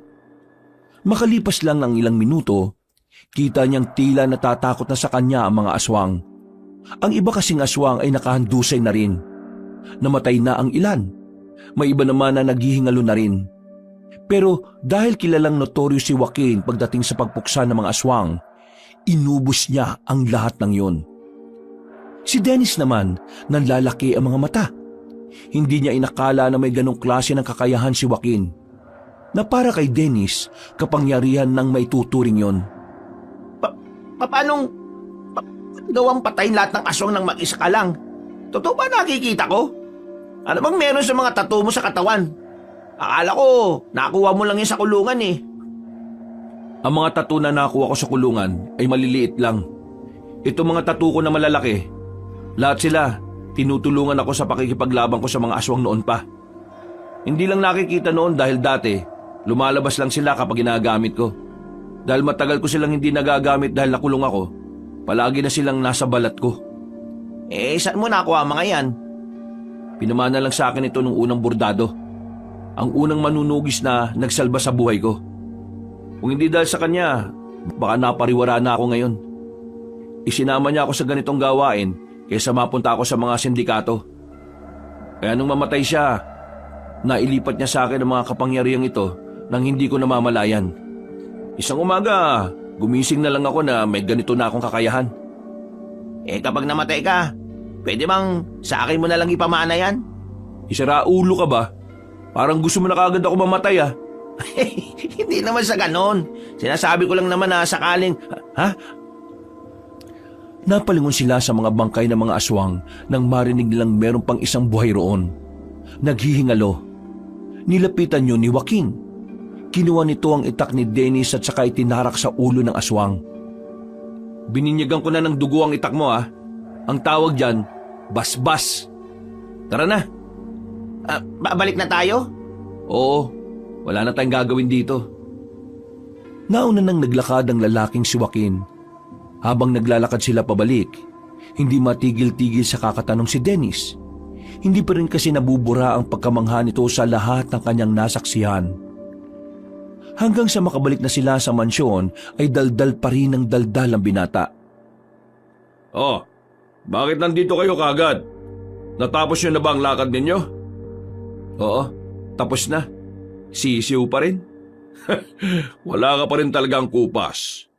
Bukas, habang sinasanay ang mga bago nating tao, puntahan mo na ang isa sa mga pinagtataguan ng mga aswang. Yung mga aswang na nanggugulo kina Don Arevalo. Tumangon na lamang si Joaquin. Nagtungo ito sa loob ng mansyon at pumunta sa malaking kusina. Kumuha ito ng maiinom at pagkain. Naupo ito sa sofa na parang wala lang nangyari. Sasama mo ba uli ako bukas? Oo, doon na tayo sasahod. Kailangan natin mapas lang ang mga aswang na sinasabi ni Mang Tadeo. Turuan mo ko. Gusto ko rin makapatay ng aswang eh. Hindi na kita kailangan turuan. Kusa mo na matututunan yon sa mismong laban. Ha? Sigurado ka ba? Oo naman. Nakikita ko ang potensyal mo. Mataas ang potensyal mong mamatay. Eh parang sinaulo ka naman kausap eh. Ano sinabi mo? Ay, wala. Ang sabi ko, ang galing-galing mo talaga. Wala kang katulad. Ngumisi na lamang si Joaquin. Matapos ang isang boteng iniinom, binalikan na lamang din niya ang kanyang kapatid na si Gandara. Sa mga sandaling yun ay gising pa rin ang binabae. Nagtatahi ito ng damit. Napatigil ng maramdaman na nasa pintuan na si Joaquin. Oh, kumusta ang walking? Anong walking pinagsasabi mo? Ibig kong sabihin, kumusta naman ang nilakad mo? Yun. Ayos naman. Supatembang ko, may kukwento aki sa'yo, pero huwag kang tatawa ah. O ano naman yan? Kung tungkol yan sa lalaki, wag na. Hindi, tungkol ito sa aswang.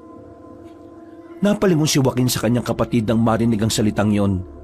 Pagtingin niya kay Gandara, seryoso din ang mukha nito. Walang bahid ng pagbibiro. Oy, bakit? Anong tungkol sa aswang? Yung isang freni ko, yung lolo niya kasi albularyo sa kabilang baryo. Alam mo, deads na. Dineds ng aswang daw eh. Pero na-deads daw yon sa norte. Dumalo daw ng handaan, tapos kinaumagahan, natagpuan ang katawan sa maisan, nilalangaw. Daming sugat eh. Deads na daw. Tingin mo, totoo ba mga aswangit na yon? O baka mamaya, iba naman ang tumegi doon sa lolo ni Frenny? Hindi nakasagot si Joaquin. Hindi dahil natatakot siya, kundi dahil napagtanto niya na mula nang dumating siya, parang unti-unti na rin nagpaparamdam ang mga aswang. Sa isip-isip niya, marahil alam na rin ng mga nilalang na yon na nakalaya na siya ng kulungan. Masigla ang umagang yon. Sa kabilang bakuran kasi, merong okasyon, pero wala namang pakialam si Joaquin doon. Kahit na inaalok silang magkapatid na makisaya, ayaw na ayaw ni Joaquin. Para kasi sa kanya, pagsasayang lang ng oras sa mga okasyon na gaya ng ganon. Mas gugustuhin niya pang ilaan na lamang ang kanyang oras sa mas makabuluhan. Kagaya na lamang ng pagtuturo sa mga bagong miyembro ng kanilang organisasyon. Shala, saan ang lakad mo today, brother? Paulit-ulit ka. Maghanap nga ako ng mapagkakakitaan. Ay okay. Basta mag-iingat ka ha. Hindi porki maangas ka, hindi ka natatablan ng kamalasan. Takot lang sa akin ang kamalasan. Umiling na lamang si Joaquin. Umalis siya ng bahay para pumunta sa mansyon ni Tadeo. Pero bago yon, dinaanan na muna niya si Dennis. Magsasabay kasi ang dalawa para meron siyang kausap habang naglalakad. Ang kaso nga lang, nang dumating siya roon ay nakita niyang nakataas na naman ang boses ng matandang babae na si Luming. Binubungangaan na naman nito ang binatang si Dennis. Pagtingin ni Joaquin sa may gilid, mayroong matandang lalaki na nakatayo roon. Tingin niya, ang lalaking yon ay si Garawi, ang matandang nobyo ni Aling Luming. Hindi ka ba talaga nakakaintindi? Ang sabi ko kanina, ilabas mo na yung mga labahan. Hinintay mo pa talagang dumating ang bisita ko? Nakakaya ka talaga. Paano ko naman kasi may lalabas sa mga labahan ayaw naman akong papasukin ni Robert sa kwarto kung saan nandun yung mga labahan. Sige, magdahilan ka pa. Hindi mo na lang tanggapin na ikaw yung mali rito eh. Lumeng, hayaan mo na siya. Wala naman siyang kasalanan eh. Anong hayaan, Garawi? Makupad talaga ang isang yan. Huwag mo ipagtanggol yan kasi lalong magiging tamad yan. Ang sa akin lang naman, huwag ka na makonsume kasi ikaw rin naman ang mahihirapan eh. Araw mo lang din na masisira. Pero napapahiya ako sa iyo. Nasira na ang kasisimula ko palang na araw. Hindi ka naman napahiya. Ako lang naman ito eh. At saka, pwede naman nating simulan ng araw natin ulit. O Dennis, sige na. Malis ka na muna. Palalamigin ko muna ang ulo ng lola mo. Iiling-iling na lamang si Dennis. Paglabas niya ng bakuran ay saka lamang nito nakita si Joaquin na naninigarilyo sa gilid. Oh, kanina ka ba dyan? Oo, narinig ko lang. Ba't hindi ka lumapit? Para ano? Para ipagtanggol ka ulit? Sus, matuto kang ipagtanggol ang sarili mo. Kung sa lola mo hindi ka makakapalag, kahit na alam mong tama ka, paano ka papapalag sa mga aswang? Oo na. Bakit ka ba narito? Akala ko ba gabi pa ang pagsasanay natin? Sasama ka sa akin ngayon. Buong araw tayong mawawala rito. Anong gagawin natin? Sisimulan na natin ang trabaho. Ngayon agad? Oo. Kailan mo ba gusto? Sa susunod na taon? Sige na. Magbibihis lang ako. Wag na. Doon na sa mansyon. May mga damit doon. Babalik ka pa di nalintikan ka na naman. Nga no? O sige, tara. Dennis, kailan pa syotaan ng lola mo yung matandang lalaki na yon? Di ko nga rin alam eh. Pero ayan kasi yung sinasabi ni Lola noon na labat parasite niya. Matagal silang hindi nakapagkita. Tapos, ngayong pinagtagpo ng landas, ayan, naglandian. Wala namang problema kung maglandian kahit na matatanda na eh. Kakaunting oras na lang naman meron sila sa mundo. Kaya, hayaan mo na lang sila sa bagay na yon. Pero, pakiramdam ko kasi, may kakaiba dun sa matandang lalaki na yon. Ha? Paano kakaiba? Hindi ko alam eh. Basta, kapag tumingin ako sa kanya, parang hindi ako komportableng nakikita siya. Parang gusto ko siyang patayin kahit wala naman siyang ginagawang masama sa akin. Naku, nakakatakot na yung mga naiisip mo ha. Baka mamaya bigla ka na lang managaan ng tao habang naglalakad tayong dalawa ha. Sira ulo. Tara na nga. Sabay nang naglakad ang dalawa. Ilang sandali lamang ay nakarating na rin sila sa mansyon. Pagkatapos makuha ang mga gamit sa mansyon, lumarga na rin sila para puntahan ang isa sa mga pinagtataguan ng mga aswang. Ang kaso nga lang, hindi na nila yun nakita pa. Nakatulog na ang mga aswang kaya dali-daling lumipat ng bagong tataguan. Mas nahirapan na sila sa mga sumunod na araw. Kahit na anong gawin nilang paghahanap sa sulok ng kagubatan ay wala na silang makita. Kaya naman inilaan na lamang nila ang kanilang oras sa pagsasanay. Stop! Gusto ko pang mag-practice habang katapat siya. Ako rin! Kailangan nyo nang tumigil. Alam nyo kung bakit? Bakit? Ano ba problema? Walang problema. Sa katunayan, wala na kayong problema. Kuha nyo na ang mga itinuro namin ni Joaquin. Tama. Tama si Mang Tadeo. Handang-handa na kayo sa mga gagawin nating misyon. Nagbunga na rin ang halos 3 linggo ninyong pagsasanay. So, kailan tayo makikipaglaban sa mga aswang? Kunwari ka pa. Ang gusto mo lang talagang itanong eh, kailan ang sahod? Manahimik ka nga. Di na kita inaano dyan ha. Lumapit si Joaquin sa dalawa at pasimpleng tinapik sa dibdib ang mga yon. Naparay na lamang si Lolong at Dennis. Kung ganyan pa rin kayo sa kalagitnaan ng misyon natin, pababayaan ko kayo mamatay. Epep. Tama na ang kakaganyan nyo ha. Ang mabuti pa, ihanda na ninyo ang ibang kasamahan ninyo. Lolong, nasaan ang mga bata-bata mo? Wala ni. Natakot. Ayaw na nilang sumama. Mga tarantado pala mga yan eh. Ilang linggo naming tinuruan sabay hindi nasasama. Kapag nakita ko lang sa daan ng mga yan, lulumpuhin ko yung mga yan eh. Lumpuin mo na. Wala na rin naman akong pakialam sa kanila eh. Walang choice. 3 na muna kayong lalarga mamaya. Ha? 3 lang? Sigurado kayo?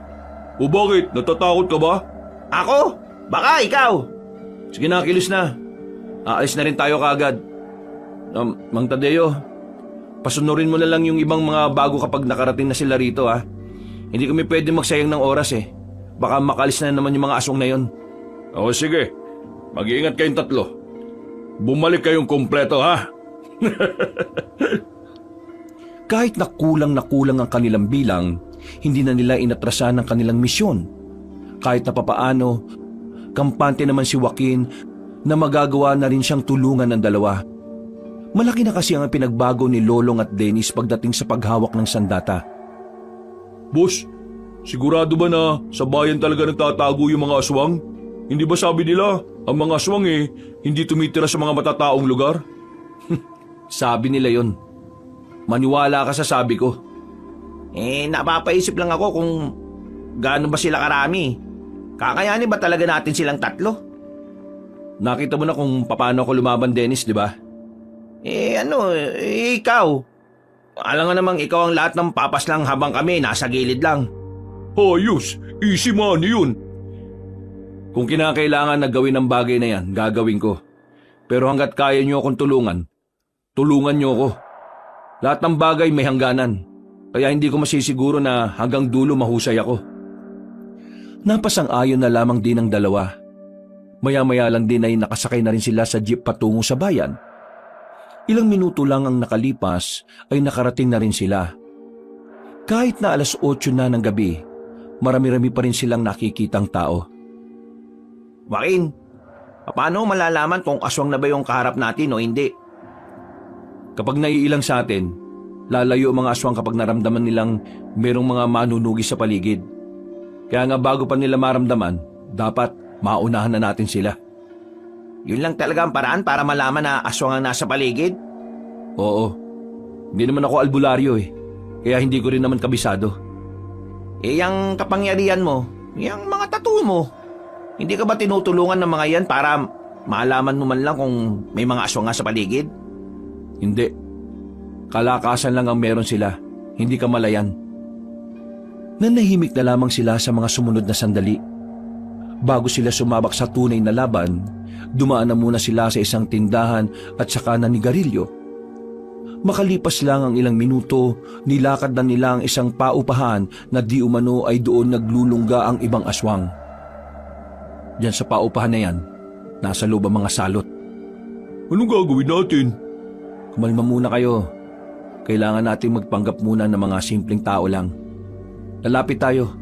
Aalamin muna natin kung gaano sila karami. Huminga ng malalim si Lolong at Dennis. Nang nasa harapan na sila ng malaking paupahan, may nakasalubong silang isang lalaki. Napatingin yun sa kanilang harapan. Nagtataka habang nakatingin sa kanila. Oh, nailang. Malamang aswang yan. Bago pa makatakbo ang lalaking yon, hinugot na ni Joaquin ang kanyang itak. Walang pagdadalawang isip nitong hinugupit sa dibdib ang lalaki. Nang tama nito ay saktong nagbago ito ng anyo. Hindi pa nakontento si Joaquin. Tinarak niya agad ang itak sa dibdib ng aswang. Hindi ba tayo rito mababalita o malalagay sa dyaryo? Baka mamaya dami mo pang satsat. Pasukin na natin tong paupahan na to. Nauna nang naglakad si Joaquin. Pinasok na nito ang paupahan. Sa hagdanan pa lang, naririnig na niyang umaangil ang ibang aswang na naroon. Nung mga sandaling yon, ganadong-ganado na ang binata. Nararamdaman na rin niyang nag-iinit na ang mga burda niya sa katawan. Tila ba nag-uudyok ang mga yon na lagasin niya ang lahat ng naroon. Lahat na makikita nyo, patayin nyo! Paano kung taong iba sa kanila? Hindi ganyan umangil ang tao. Bilis! Pagsipa nila sa pinto, nakita nila ang dalawang aswang, babae at lalaki, magkapatong. Hindi na nagsayang ng oras ang lalaking si Joaquin. Pinagpapapas lang niya ang mga nilalang na yon. Wala siyang awa, walang pakundangan. Dito na nakita ni Lolong at Dennis ang tila pagiging mabangis at brutal ni Joaquin. Wala silang makitang takot sa mukha ng binata.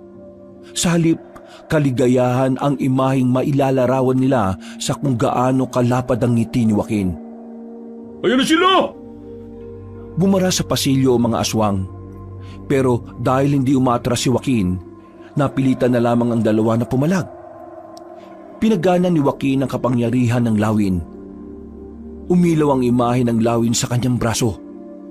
Mabilis siyang nakalapit sa mga aswang at agad niya itong pinagtatataga at pinagsasasaksak ng kanyang itak.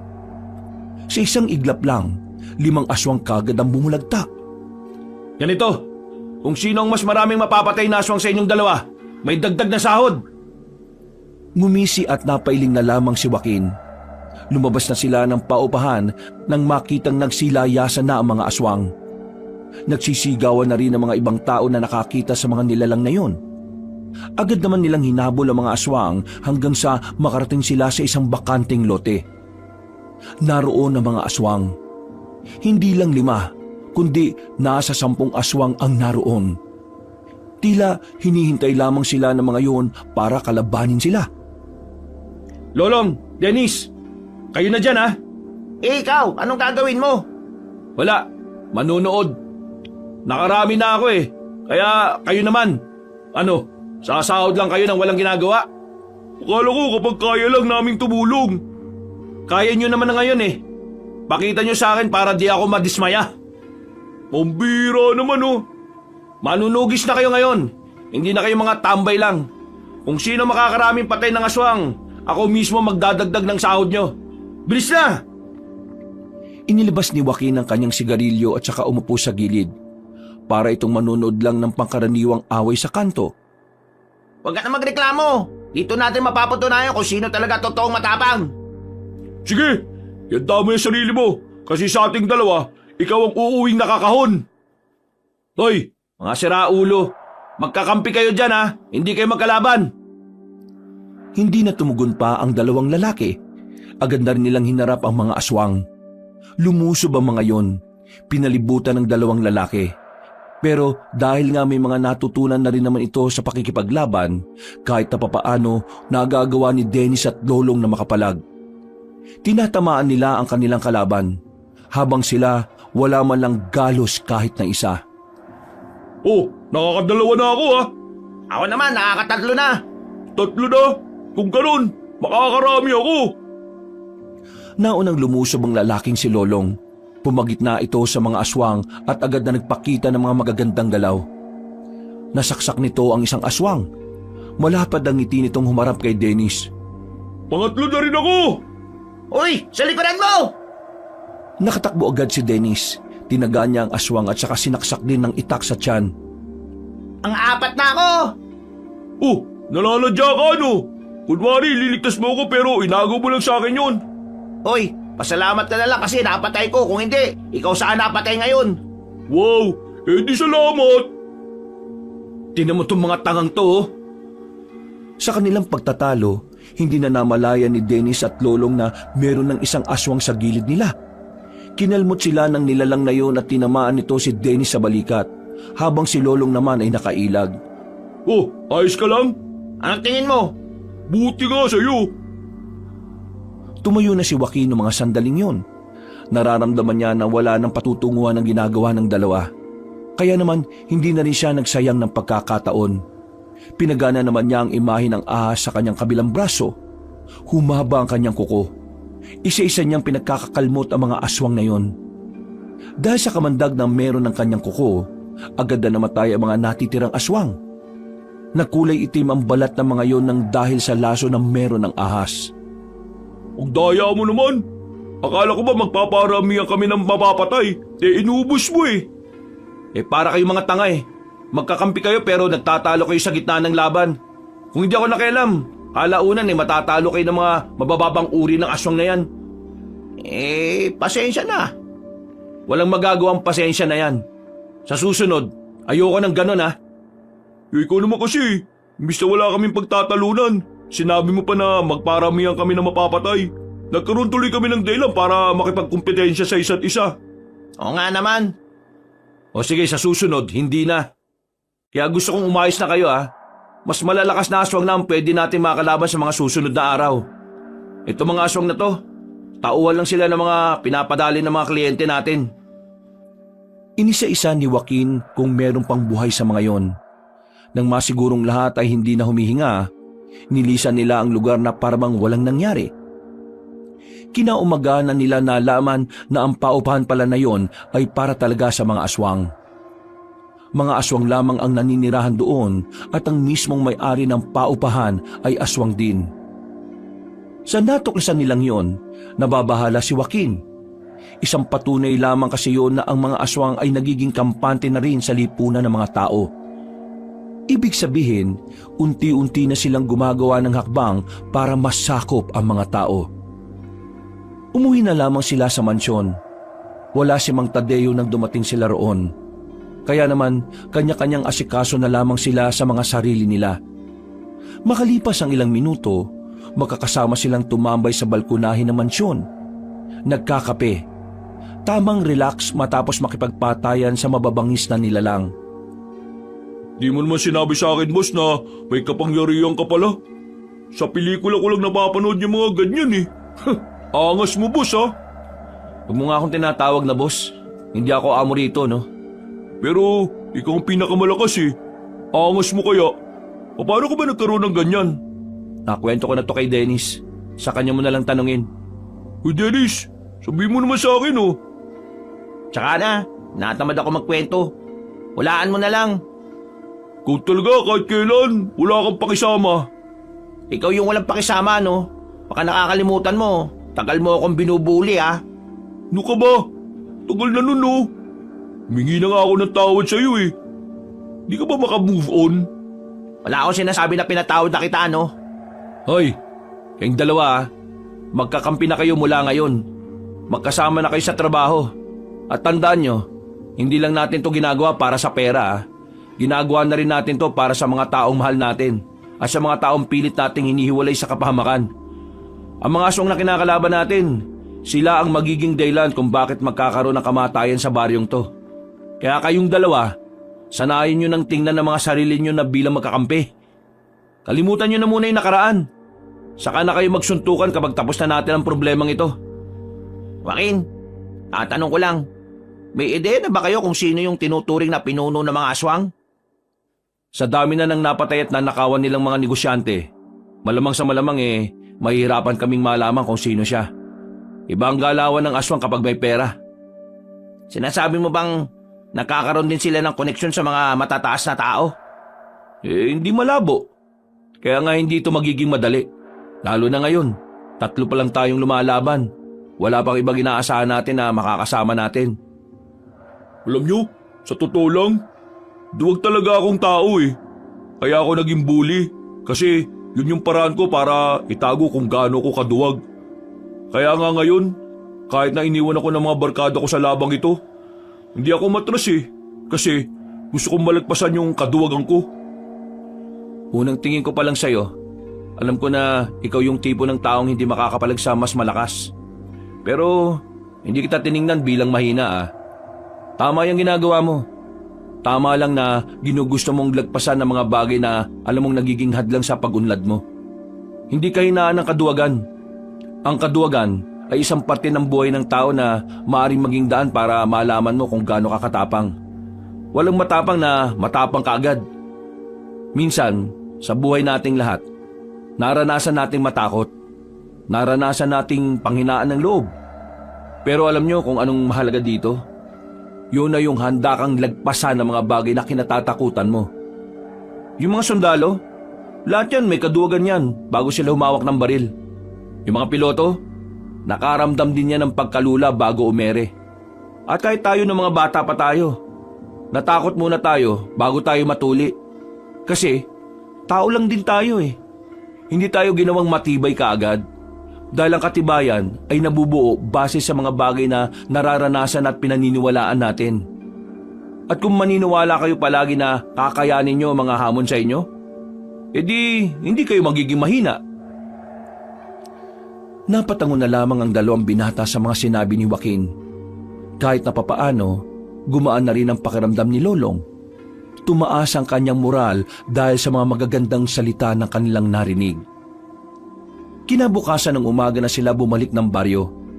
Pagdaan nila sa bahay nila Dennis, isang balita ang sumalubong sa binata. Ayon sa mga tiyuhin ni Dennis, ang kanyang lola Luming ay sumama na sa matandang lalaki na si Garawi. Nagsabi daw yun na kahit kailan, hindi na babalik sa bahay na yon. Sa madaling sabi, magsasama na sila ni Garawi. Imbis na mabahala, nawalan na lang din ng pakialam si Dennis. Kahit na kailan naman kasi, hindi naman siya pinakinggan ng pamilyang kumupkup sa kanya. Anong plano mo ngayon? Wala naman ako magagawa eh. Magkasama na sila, di bahala na sila. Oh, dito na muna ako. Uwihan ko lang muna yung kapatid ko. Tumangon na lamang si Dennis. Naglakad na lang din si Joaquin patungo sa kanilang bahay. Inabutan niya si Gandara na nagluluto na ng kanilang agahan. Sabog-sabog pa ang mahaba nitong buhok. Ikaw morning ka na umuwi Di mo ba knows na delikado ng life now? Kalat na ngayon ang balita, no? Yung nangyari sa bayan, maraming aswangit ang pinatay sa isang paupahan. Ang sabi ng ibang nakakita, may 3 lalaki doon na pumuksa sa mga yon. Ay nako, sino kaya yung 3 lalaki na ite? Di ba sila natakot sa mga monster? Ayos lang naman ako. Ikaw ang mag-ingat kasi hindi mo kayang protekta ng sarili mo. Haller! Ako? Di ko kaya protect ang aking self? Hindi mo sure, ha? Hindi ako nakikipagbiruan, ha? Seryoso ako, Gabriel. Kapag sinabi ko mag-ingat ka talaga. Okay, sabi mo eh. Pero ano yung gasgas sa braso mo, brother? Wala yan. Basta. Ano nga? Sige na, matutulog na muna ako. Pakigising na lang ako ng bandang 4:00 ng hapon. Naging mahimbing naman ang tulog ni Joaquin ng mga sandaling yon. Pero bandang 3:00 pa lang ay binulabog na siya. Hindi ng kanyang kapatid kung hindi si Dennis na tila natataranta. Napamura si Joaquin. Inis itong bumangon. Nakasimangot at saka nagdabog. Ano ba? Sarap ng tulog ng tao eh.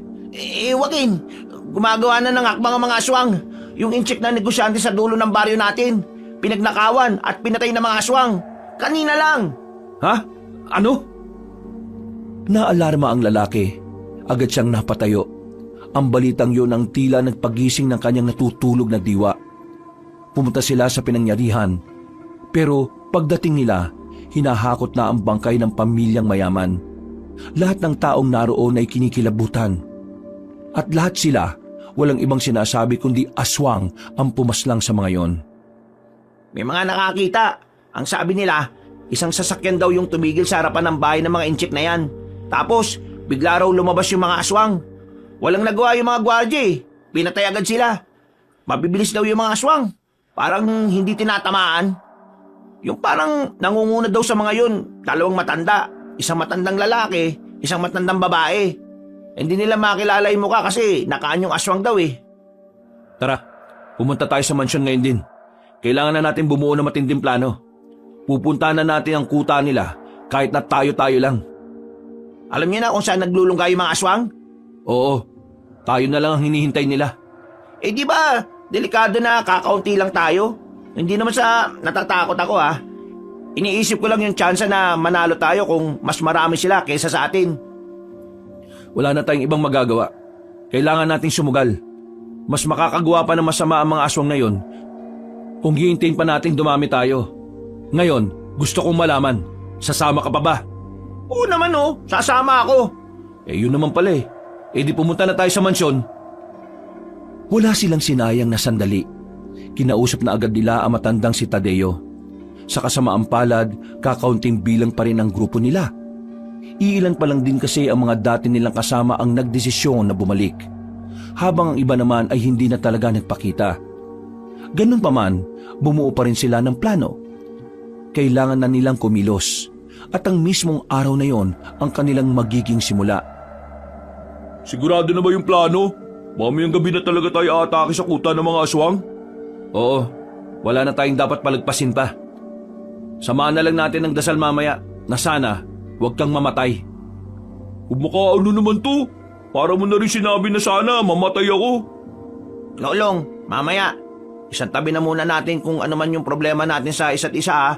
Gusto ko magtrabaho ng maayos sa laban. Eh wala namang problema sa akin. Ikaw lang naman yung masyadong aray ko. Nagsimula ka na naman eh.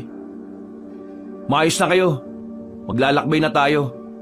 Hapon pa lang ah. Malayo-layo yung kinaroroonan ng kalaban natin. Akala mo ba sa norte lang? Oo, may kuta sila sa norte. Pero lagpas pa doon, meron pa. Nasa dulo ang mas malalakas. Kaya dapat, handa kayo. Sige na, magsiayos na kayo. Maya-maya pa'y inihanda na rin ng mga manunugis ang kanilang mga sarili. Makulimlim na ang hapon nang umalis na sila sa mansyon. Wala pang 20 kataong kanilang bilang. Sumama na rin sa kanila ang matandang si Tadeo. Naalala ko nung araw, pumapas lang kami ng mga aswang pero walang binabayad sa amin. Ginagawa lang namin yon bilang libangan. Hindi ko inakala ngayon na ang mga aswang na ito ang magpapayaman sa akin. Eh, kailan ba kayo nagsimulang kumita sa pagpasilang sa mga aswang? Nung isang beses na meron akong iniligtas na mayamang matandang babae, binayaran niya ako ng pera. Tapos, doon ko na naisip na pwede kong pagkakitaan ng pagpasilang sa mga aswang. Ayun, nagsunod-sunod. Hanggang sa magkaedad na ako. Naganap na lang ako ng mga tao na pwede kong turuan at gawing silang tao. Isa sa nakilala ko itong kaibigan niyong si Joaquin. Basagulero ang isang yan. Lahat ng makita niyang hindi niya gusto, binabasag niya ang muka. Basta, wala makapalag sa kanya na kahit na sino. Nang makulong yan, alam ko na talaga na maghahari yan sa loob. Ang iniisip ko nga kapag lumabas siya mas lalo siyang magiging maangas. Pero nagulat ako. Aba, bumait. Mang Tadeo naman, masyado mo naman akong pinapakilala sa kanila eh. Pero, wag kayo. Si Joaquin ang pinakamalakas na manunugis dito sa atin. Mas malakas pa siya sa akin. Kaya nga nang mawala siya sa akin ang dami nang nangyari. Wala na akong may ligtas na kliyente. Buti na nga lang marami ako naipon. Kasi kung wala, patay talaga ako sa gutom. 10 taon ding nawala si Joaquin Ang daming nangyari. Kayo po, kaya niyo pa po ba talagang lumaban ngayon? Mang Tadeo, sinasabi niya yata na matanda na kayo. Hindi, sinisiguro ko lang ang kaligtasan niya, no? Wala namang problema. Pero ang totoo, hirap na rin ako gumalaw. Pero kaya ko pa naman. Gusto ko rin namang masubukan kung kupas na ba ako o hindi. Nagpatuloy ang kanilang kwentuhan hanggang sa makarating na nga rin sila sa bungad ng tinatawag nilang Norte. Ang lugar kung saan bibihira lang ang makikitang tao na naninirahan doon. Dahil na rin sa mga usap-usapang pugad yun ng mga aswang, bumuntong hininga si Joaquin. Nakakaramdam siya ng kakaiba. Ang dating mga imahe sa katawan niya na walang pakialam, tila tumutugon sa mga mabibigat na presensya sa paligid. Joaquin, yung mga tattoo mo, kumikinang. Anong ibig sabihin yan? Ngayon ko lang din to naramdaman, pero mukhang nagbibigay sila ng babala. Kung ganon iandaan nyo na mga sarili ninyo. Paunahan na lang mamatay. Biro lang seryoso kayo masyado Maya-maya, meron na silang natanaw na isang malaking baryo. Hindi kumukulo ang langis na kanilang daladala.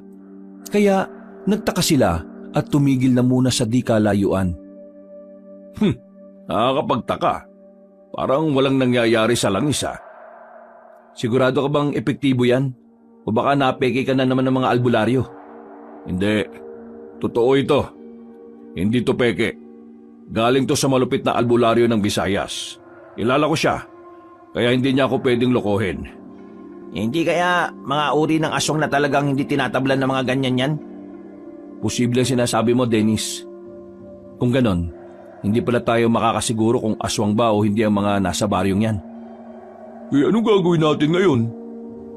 Di papasok pa rin tayo sa baryo. Kung sakali mang aswang nga mga nandyan, dapat lang alerto tayo. Tandaan nyo malalaman natin na aswang ang mga yan kapag muling nagparamdam ang mga burda ko sa katawan. Hindi sila nagpapigil sa ideyang baka aswang ang mga naroon. Lakas loob silang lumapit. Nang nasa bungad na sila, nakatingin sa kanila ang mga taong nasa kani-kanilang bakuran. Tila nagtataka. Tila kinikilala ang kanilang mga muka.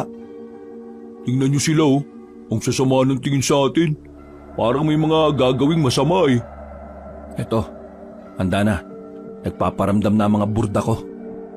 Nakita nilang umilaw ang tattoo ni Joaquin na ahas, lawin, palaka, pusa, musang, at maging ang nakatagong burda niya na leon ay nagliwanag na rin.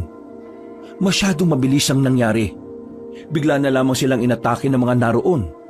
Sabay-sabay na nagpalit ng anyo. Batayan na! Kahit nakakaunti lamang ang kanilang bilang, hindi yun naging hadlang para malagay sila sa alanganin. Sa pamamagitan ng kanilang kahusayan, unti-unti nilang natatalo ang mga aswang. Dumating na sa puntong tila hindi na lumalapit ang mga naroon. Nakakalabang tayo! Huwag kayo maging kampante. Paparating na ang iba. Mas malalakas. Naalarma na sila sa kanilang mga narinig. Pero ang mas ikinagulat ni Dennis ay ang paglitaw ni Aling Luming at Garawi sa lugar na yon. Nakangiti pang matandang babae habang nakakbay dito si Garawi. La, anong ginagawa niyo dyan? Bakit nandito kayo? Luming, hindi ko alam na talagang mahina palang pangunawa ng apo mo na yan Kaya nga inis na inis ako dyan Bakit ko pa kasi tinanggap yan Wala namang kwenta. Sabi mo sa akin, anong ibig sabihin nito, La? Ako at ang lola mo ay nagsasama na. Kami na mag-ahari sa probinsyang ito. Hindi mo pa rin gets. Kaming dalawa ay parehong aswang. Aswang? Bakit? Bakit nagkaganyan? Gusto ko pang humaba ang buhay ko para makasama si Garawi ng mas matagal. At mangyayari lang yon kapag naging aswang ako. Kaya pala una pa lang hindi na maganda pakiramdam ko sa syota ng lola mo, Dennis eh. Wala na tayong magagawa sa kanya ah. Kailangan na nating Patayin? Pati lola ko? aswang na ang lola mo. Sa trabaho natin, aswang ang mga pinapaslang natin. Dennis, kahit noong normal na tao pa lang siya, hindi ka naman niya tinrato na parang tao eh. Hindi na siya magbabago. Kung ahayaan nating mabuhay ang isang yan, baka perwisyo pa yan. Ang dami mong sat-sat! Bigla na lamang lumundag na mataas sa matandang babae palapit sa kanila. Sa puntong ito, muling sumiklab na ang gulo sa pagitan ng mga manunugis at aswang. Patayan lang ang makikita sa buong paligid. Papatay na kita, Dennis! Total, kahit kailan naman hindi kita napakinabangan! La, makinig ka sa akin! Wala akong pakikinggan sa'yo! Inatake ni Aling Luming ang kanyang sariling apo. Walang ibang ginagawa si Dennis kundi ang umilag lamang. Nang makita ni Joaquin na mapapatay na ng matandang babae si Dennis, gumawa na rin ng paraan si Joaquin. Pinagana nito ang imahe ng lawin sa kanyang braso. Mabilis siyang nakalapit kay Aling Luming. Nahawakan ni Joaquin ang kamay na matanda na may mahahabang kuko. Umalis ka dyan! Walang kahirap-hirap na pinaslang ni Joaquin ang matandang babae. Itinarak niya agad ang itak sa dibdib nito ng 3 ulit. Nanlalaki ang mga mata ni Dennis. Habang ang matandang si Garawi naman ay hindi rin makapaniwala na napaslang ang kanyang minamahal. Namuo ang galit sa puso ni Garawi. Dahilan para magsimula na rin itong makapagpalit ng anyo. Mang Tadeo! Lolong! Kayo na sa iba! Ako nang bahala dito sa pinuno nila! Bakit? Bakit mo pinatay si Lola? Gumising ka na sa katotohanan. Hindi na siya ang lola mo. Kailangan mong tanggapin na hanggang sa mga puntong ito, wala kang halaga sa kanya. Huwag mong sayangin ang buhay mo para lang sa tao kagaya niya. Gumising ka! Kailangan mo... Hindi na naituloy pa ni Joaquin ang kanyang sasabihin nang maramdaman na niya si Garawi sa kanyang gilid. Dinakma siya nito at kinaladkad papasok ng kagubatan. Dahil hindi siya nakapaganda, maagang nabugbog ang kanyang katawan. Sira-sira ang damit niya dahil sa pagkakasadsad. Hindi pa nakontento matandang si Garawi. Pinagsusuntok siya ng marami sa katawan at sa muka. Sa isang iglap lang, matinding galos na kagad ang tinamo ni Joaquin. Nang makakuha ng tamang tiyempo, gegewang-gewang na nakadistansya ang binata. Pinaslang mo ang pinakamamahal kong babae! Magbabayad ka ngayon! Binabati kita! Nagawa mo akong unahan! Huwag ka lang magsalita! Tinanggal na muna ni Joaquin ang kanyang damit. Saka biglang nagliwanag ang kanyang likuran. Ang imahe ng isang leon na matagal na niyang hindi nagagamit. Alam mo bang dapat matagal ko nang naubos ang mga aswang? Ang kaso nakulong ako eh. Tapos ang hirap ang hanapin ng pinuno nila. Hindi ko inakala na minsan na rin pala tayo nagkaharap.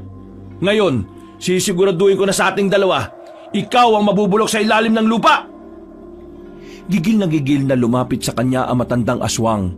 Mabangis ito, mabilis. Ramdam na ramdam ni Joaquin ang puot at galit ng aswang. Pero sa mga sandaling ito, mas malakas na rin si Joaquin. Kakaiba ang lakas na binibigay sa kanya ng burdang leon sa kanyang likuran. Nagsalubong sila sa ere. Pagsuntok ni Garawi sa kanya, nailagan niya yon. Pagbagsak nila, dito na hinablot ni Joaquin ang ulo na matanda. Malakas niya itong isinubsob sa lupa. Pinalabas din ni Joaquin ang kanyang kuko na tila kasing talim ng sa leon. Kinalmot niya si Garawi at tinamaan yun sa dibdib. Agad itong napadistansya. Pero hindi man lang ito nabahala kahit tumatagas na ang dugo nito. Akala mo magpapatalo ko sa'yo? Hindi! Mas lalong bumilis sa matandang aswang. Kumpara sa mga naunang minuto, mas mabilis at maliksi na ito kung kumilos. Maya-maya pa, tinamaan na rin siya ng aswang sa kaliwang braso. Paglingon niya sa likuran, kinalmot din siya nito sa likod.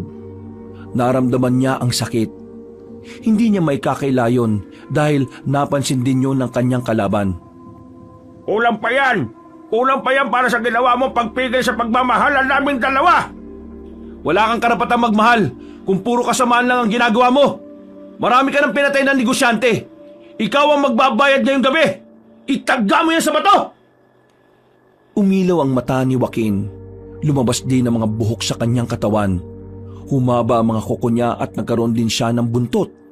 Sa mga puntong ito, ramdam na ni Joaquin ang kapangyarihan ng isang leon. Bago ka mawala sa mundong ito, gusto ko lang magpakilala. Ako si Joaquin. Ako si Joaquin Bordado, ang mortal na maghahatid sa iyo sa impyerno! Nagulat na lamang si Garawi nang bigla makarating na agad si Joaquin sa kanyang likuran. Hindi na nakailag ang matandang lalaki. Tinarak na ni Joaquin ang mahahaba niyang kuko. Hindi pa ito nakontento at kinalmot na pa yon sa bandang balikat. Sa mga sandaling yon, tila nawala ang angas ng kalaban ni Joaquin. Nabahala ito para sa sariling kaligtasan. Naramdaman ni Garawi kung gaano kalayo ang agwat nila ni Joaquin. Anong klaseng nilalang ka? Ako magiging hatol mo ngayong gabi, aswang. Ihatid na kita kung saan ka man dapat naroon. Mas sumaba pa ang kuko ni Joaquin sa mga sandaling yon. Mabilis itong nakalapit. Agad namang itinarak ni Joaquin ang kanyang mahahabang kuko sa mismong dibdib ni Garawi. Wala nang nagawa ang matandang lalaki dahil sa kakaiba niyang bilis. At sa mga sandaling yon, tuluyan na ngang natalo ang matandang aswang. Marami itong napaluhod. Hanggang sa napahiga na sa lupa habang sumusuka ng itim na dugo. Hanggang dito na lang ang kasamaan mo. Magpaalam ka na sa mundong ito. Maya-maya pa'y tuluyan na ngang nalagutan ng hininga ang aswang. Bumuntong hininga na lamang si Joaquin. Bigla niyang naramdaman ng panghihina. Sa paggamit niya kasi sa pinakamalakas niyang burda sa katawan, tila hinigop din ito ang kalakasan niya. Sinasabi ko na nga be. Napahiga na lang din siya sa lupa. Nakaramdam siya ng pagkahilo hanggang sa tuluyan na nga siyang nawala ng malay. Nang magising siya ay nakabalik na sila sa mansyon. Umaga na, tapos na rin ang laban. At ayon kay Mang Tadeo, natalo na rin nila ang mga aswang. Nakabalik naman na ang lakas ni Joaquin ng mga sandaling yon. Kinaya na niya ulit makabangon at makapaglakad na maayos. Nasaan si Dennis? Kagabi pa yun umuwi. Hindi nga kami kinikibo eh. Saan ka naman pupunta? Kakabalik lang ng lakas mo ha. Magpahinga ka na muna. Oo nga, tsaka natalo na natin ang mga aswang. Siguro naman, ayos lang na magdiwang tayo no? Sige na, mauna na kayo. Kailangan kong kausapin si Dennis. Lumabas ng bahay ang lalaki. Umuwi siya sa kanilang baryo at agad din naman niyang nakita si Dennis na naglalakad. Hinabol niya ito at tinapik sa balikat. Dennis, patawarin mo ako sa ginawa ko ha. Pero sana, maintindihan mo na kung hindi ko yung ginawa, ikaw naman ang namatay. Joaquin, di naman ako galit sa iyo eh. Wala akong samaan ng loob. Malungkot ako kasi tama ka eh. Kailangan kong tanggapin na kailangan mawala si Lola.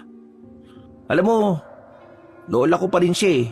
Kahit ganun siya sa akin, may pagmamahal pa rin ako sa kanya. Pero siguro nga, may mga taong kailangan na lang din nating kalimutan para makausad tayo. Unti-unti kong tatanggapin ang mga nangyari.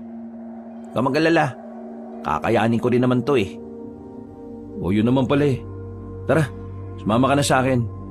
Mamaya eh, may pahanda si Mang Tadeo sa mansyon. Salo-salo. Sige, gutom na rin kasi ako eh. Aalis na sana ang dalawa nang biglang dumating naman ang Becky na si Gandara. Hinarang sila nitong dalawa. Oy, buti naman nakita ko kayong dalawa no. Diyos ko naman to. Tulungan niyo naman muna, Kes, magbuhat ng bigas. Visit ka kuya ha. Di mo naman sinabi na ngayon darating mga bigas na binili mo. Ay, oo nga pala. Tara, tulungan nga muna natin tong taong to. Kailan mo aaminin sa kanya yung tungkol sa pagiging manunugis mo? Kapag nalaman niya, saka ako aamin. Ay wow! Nagkwentuhan pa ang mga person. Hoy, gora na as no? Nauna nang naglakad ang Becky na si Gandara. Napapangiti na lamang si Joaquin at Dennis. Mula nang matalo nila ang mga aswang, itinuon na ni Joaquin ang buhay niya sa pag-aalaga at pag-aasikaso sa kanyang kapatid. Wala siyang pakialam kung ano ang kasarian nito. Nangako siya sa harapan ng puntod ng kanilang ina na kahit na anong mangyari, siya ang taong poprotekta kay Gandara. Hindi niya ito hahayaang masaktan ng kung sino, lalong-lalo na ng mga aswang. Wakas,